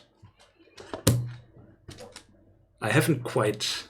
I feel like I'm on the verge of understanding something new, just about the nature of oppression in general, because it's... this is basically about intersectionalism, if that's a word. Certainly intersectionality, intersectional feminism. Yeah. International. Yeah, basically everything that ties together. Race, class. But it says on the back. Race, class, status, privilege, and power. Yes. And I have not fully grasped this idea yet, but there is something with all these things have in common, also ableism and everything. Like how... Because I catch myself sometimes having this thought of, okay, I'm caring about this thing and I'm focusing on this thing, and so I'm not thinking so much about something else. I'm especially bad when it comes to ableism, because I don't know, in my head, using language like that's lame or it's crazy or something, seems like whatever, but that in itself is still kind of... I haven't even thought about lame, to be honest. It's the first time I'm thinking about it. Yeah, it's so normalized. I feel like ableism is probably still the most normalized thing we have, because we know racism is bad, we know homophobia is bad, we even know that transphobia is bad, even though those are the most vulnerable people with a really shockingly low life expectancy. But still, ableism is this widely accepted thing where we don't think about it much. I mean, we know we're not supposed to say the R word, but everything else, like you even see that how it's becoming more part of the conversation. How you see on Twitter sometimes people asking for images to have an alt text so that screen readers can read it, or to capitalize in a certain way, or transcribe certain statements and things like that. And then you see what Naughty Dog is doing with The Last of Us 2, with all the accessibility options and things. It's becoming more part of the conversation, but that's still a thing where I'm not so good with, because I'm, always have that in my head, well, is that really so bad or something? But it's all part of it, and it's all built on the same thing. Like, all oppression works in the same way. And if I'm saying I care only about this, but not about this, I'm not really caring about oppression, really. There's a common thing that I can't articulate yet. I have to read some more. I have not really fully grasped it yet, but there is something where I feel like close to something. Yeah, ableism seems to be the one that's now the easiest to rationalize still. Like, we were all told, like, okay, all races are the same, and then we were told, like, okay, like, women and men, they're equal. Yeah. But ableism seems like, well, they are just not quite on the same level as we are, because they have their disabilities. So maybe that's part of the why it's taking so long, or why it's so hard for us. Yeah, I mean, the lack of care is certainly contributing to a societal misunderstanding of what disabilities are. Like, I'm not even sure. I feel like I've read something. I'm not sure if it was about disability or the way disability is framed. Yes, that was in conjunction with Queer Eye, where they had a wheelchair-bound man, and I think the episode, as well as maybe the organization that he founded, was called Disabled But Not Really. And there was a discussion about how that is kind of a problematic framing, because it frames disability as something undesirable and bad, and what means you can't do certain things or something, when really you have a different experience. And that the problem is not that you're lacking anything, but that the world is just carelessly ignorant of it and not accommodating as it is for everybody else. Where we basically have a default that excludes people, and then we treat them like less. Yeah, I guess people understand disabled as less able. And I think in some cases it's just a different kind of able, rather than... But I also know far too little about this to say really anything on that topic. But yeah, it is certainly... There was an interesting short animation video. I'm not sure if it even was German, where there's a whole city where everyone was in a wheelchair, and then they had their first non-wheelchair person there, and then they started to think about what they have to do in the city to improve the life for the poor person who doesn't have a wheelchair. So they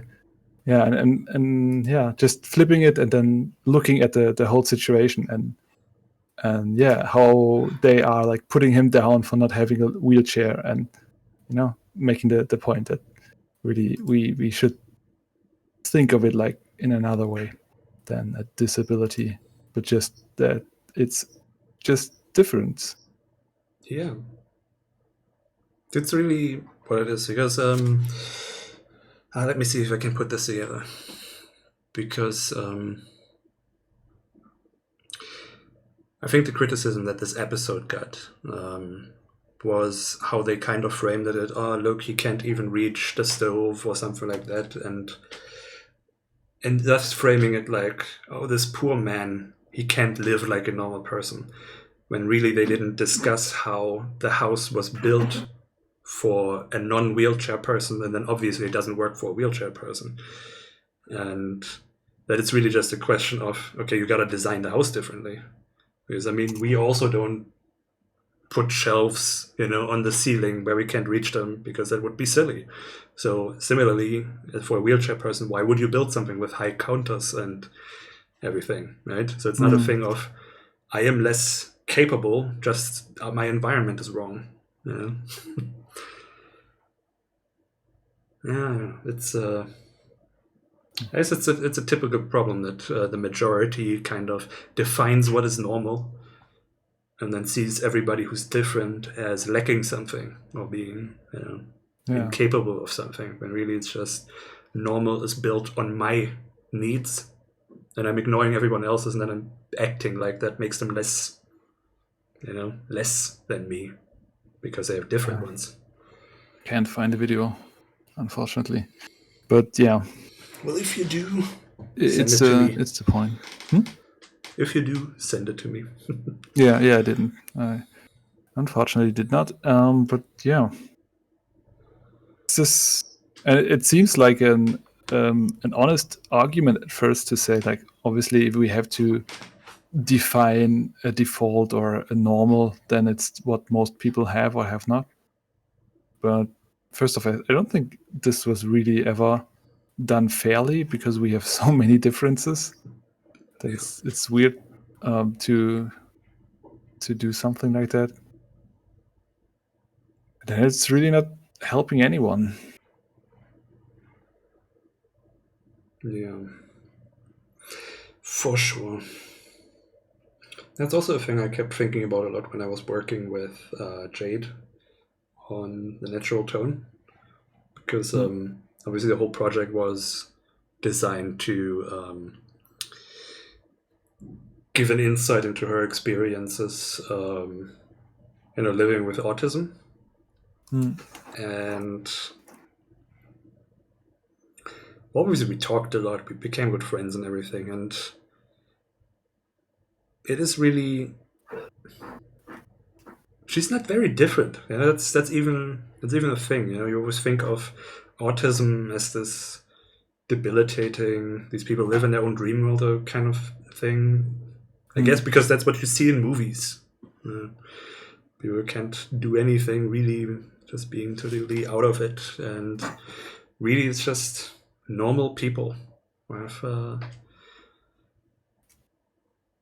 they just approach stuff like a little bit differently. I mean, I know that having special interests is a thing. Like, she loves the Hulk, for example, and so gets very excited by Hulk, buys everything that has to do with Hulk. It's like an intense hobby, I guess.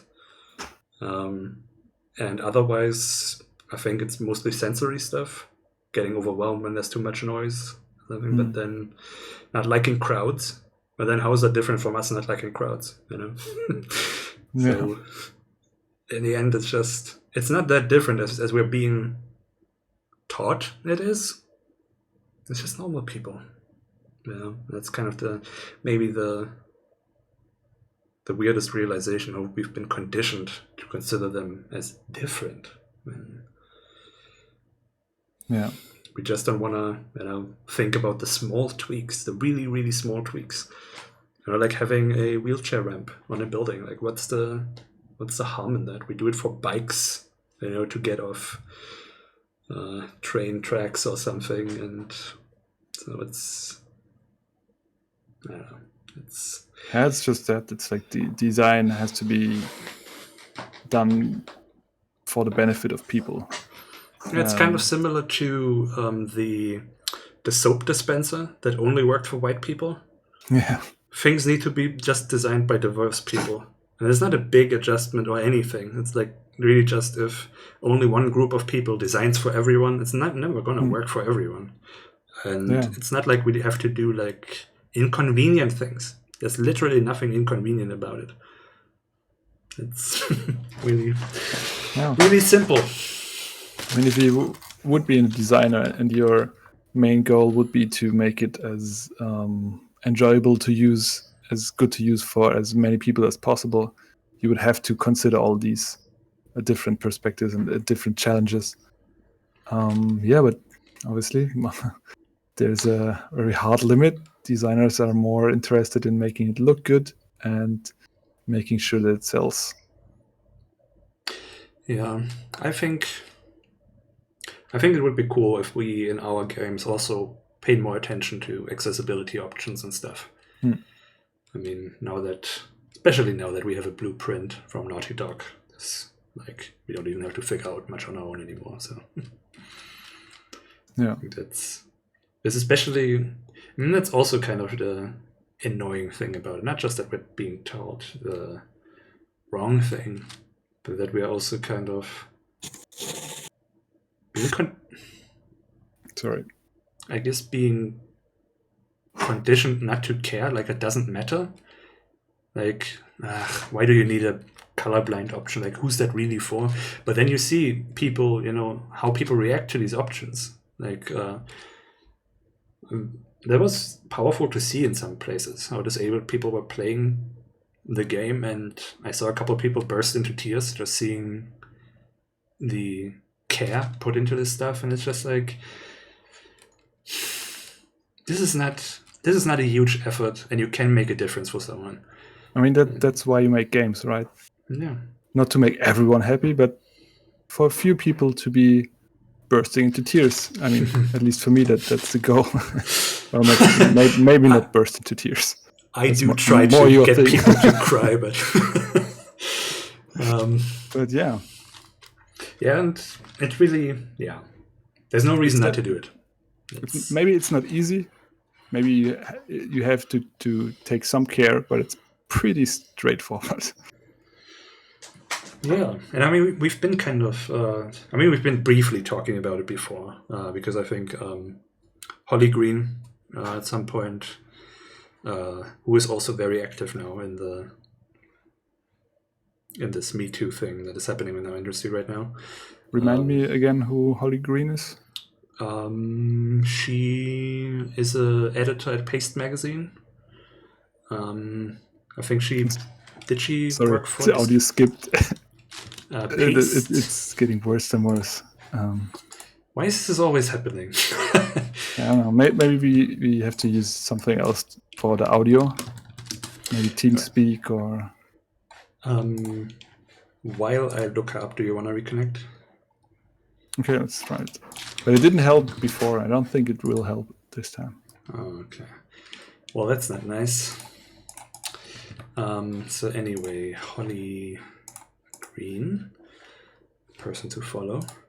Not least because of that amazing poop header. Yes, so she's editor at Paste Games. Also written for Polygon, Gamasutra, Unwinnable and stuff. I'm not sure if she used to be at Destructoid. Or maybe that's just because I know that she and Jim Sterling know each other. But anywho.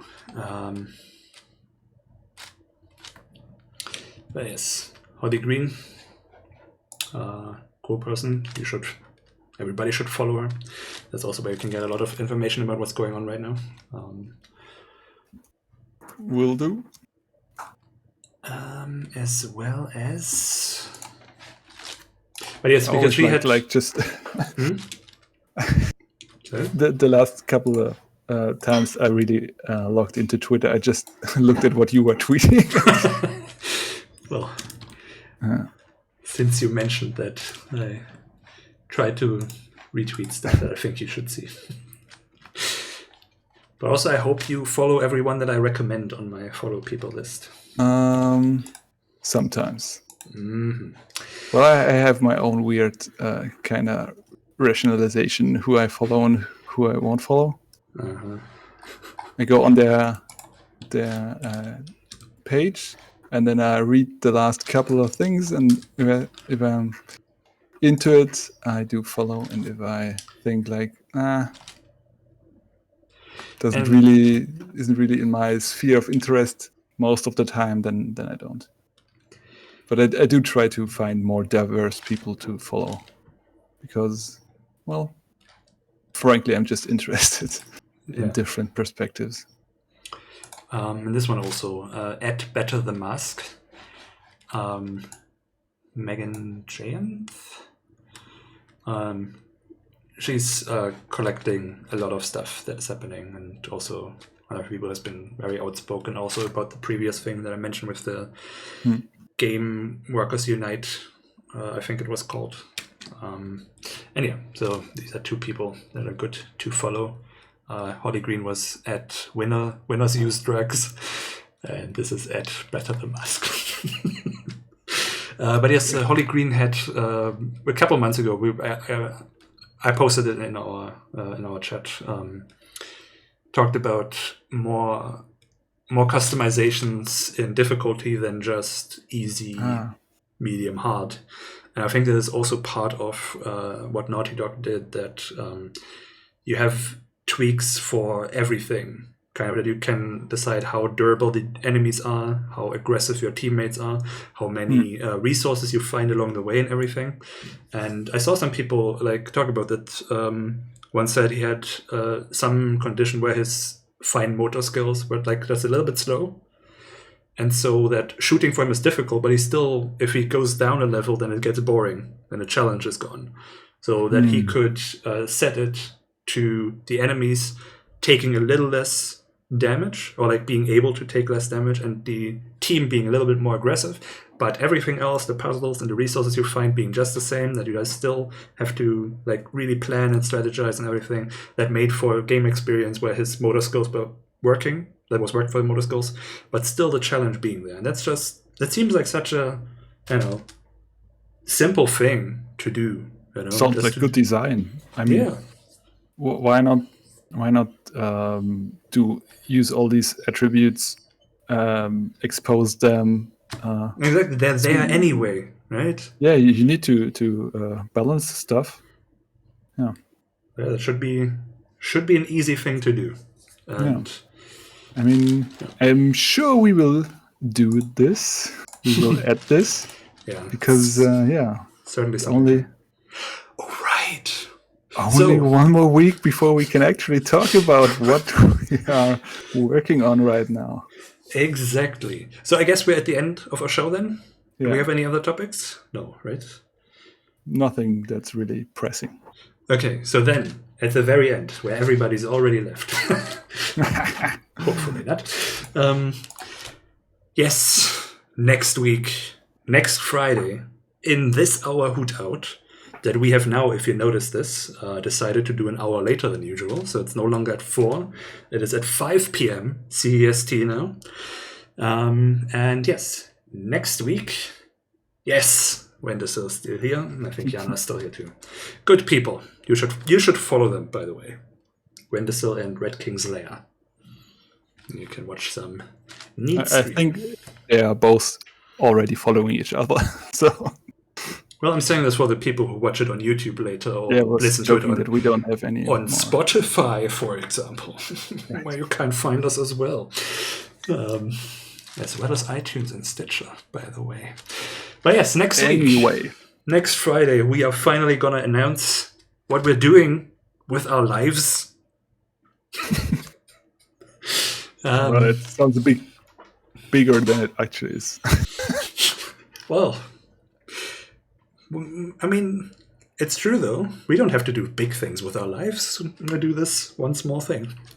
I think we're doing more with our lives than just working on this one project. I don't know. I haven't done anything else this last month, so...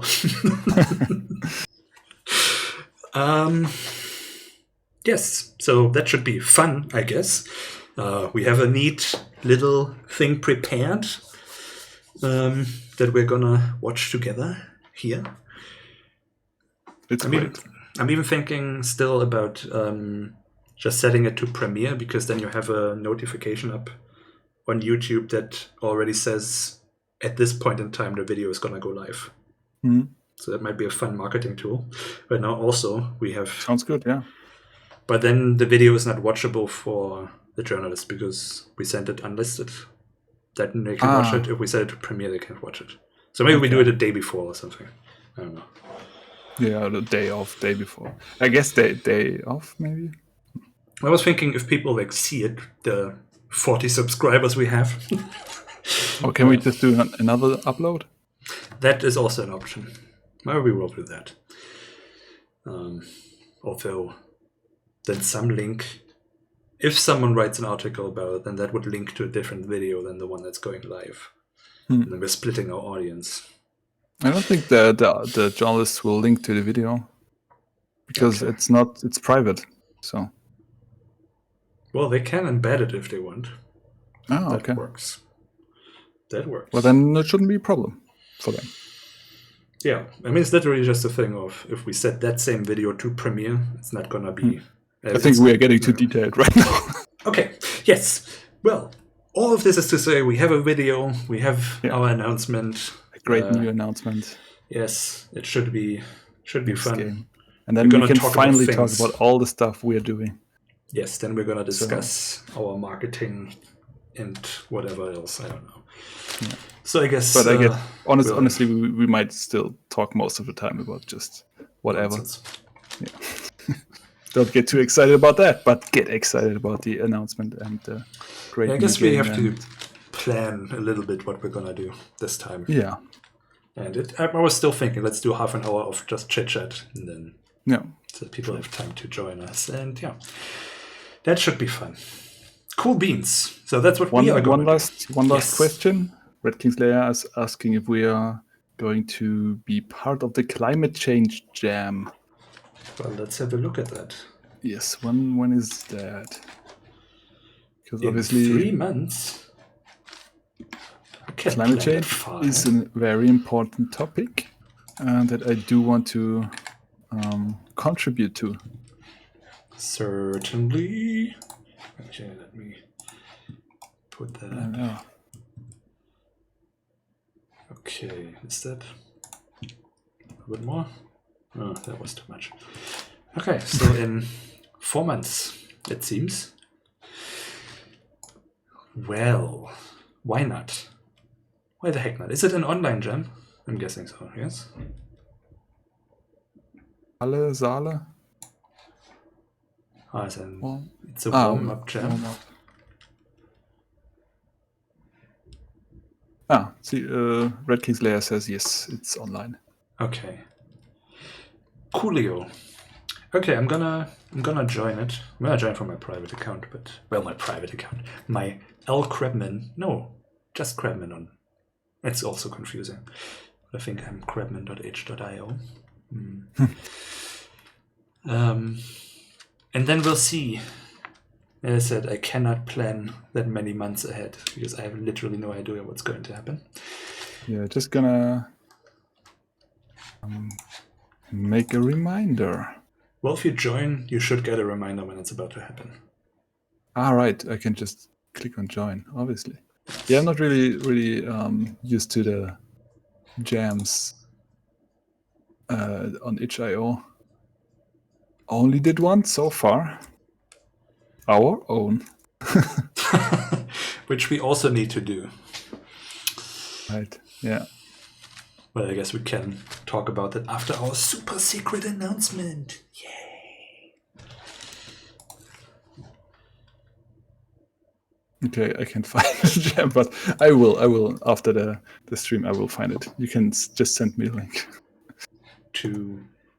I think I'm a little bit, yeah. The link to what? To the climate change. Or you can just it's in the post chat? Is it in chat? Uh-huh. Can you see it? No, it's not. Well, it's right there under where Jana asked. There's a link. It's just white. No, it's because I'm not logged in. It's censored. They are censoring your free speech. Oh no, not the speech. Not my precious nonsense speech. All right, let's censor ourselves and stop this podcast. Yes, let's do that. It was a pleasure. Thanks for joining us. Also, thanks Red Kingslayer for mentioning the jam. You did not hijack it. We did that ourselves because we think it's a cool thing to jam on about. Absolutely. Now, also cool, supporting the Black Lives Matter movement and the Yemen crisis. So here's 2 of the resources that has a collection of petitions, places to donate, information on the whole thing. So look that up. Do something. For God's sake, do something. And even if you think you don't have any, you're not really making a difference at all. yeah, look at Even us. We're though not making a difference, but do it anyway because you have to do just something. just try it a little bit. Just look into it. Just try to change your own mind. Maybe sign a petition or two, do some donations, text or call, vote, and more resources. Even just learning about it is something. So, because I also still need to learn so much more about Yemen, but it is a mess. A proper fucking mess. Yeah, and as adults, I'm afraid we are responsible now. It's the downside of being grown up, sort of. Well, no, it's an upside because then we can do something. Even with small resources, because even a couple of bucks helps. Even signing a petition helps, and it doesn't take a lot of time. You know, if you sign into change.org, you literally just open the page, click sign. You don't even have to do much. Don't donate to change.org though. Yeah, that's confusing. The money does not go to the campaigns; it goes to their marketing budget. So that contributions that your friends are doing, that's also a lie. They also put that there just when people share it. So don't do that. Donate directly to the things listed, not to change.org. Change.org is a bit dubious, but it is honestly, very dubious. It's the easiest way to do a little bit. And if this is all you're doing, at least you're doing something. And if you're doing nothing, well, you can at least do this. Exactly. All right then. See you next week. Was surprisingly long because it was fun. Yeah, at least for us, I guess. So have a good week, and have a good weekend. Remember to be a good person. And we'll see you next time. Bye. Until then, bye bye.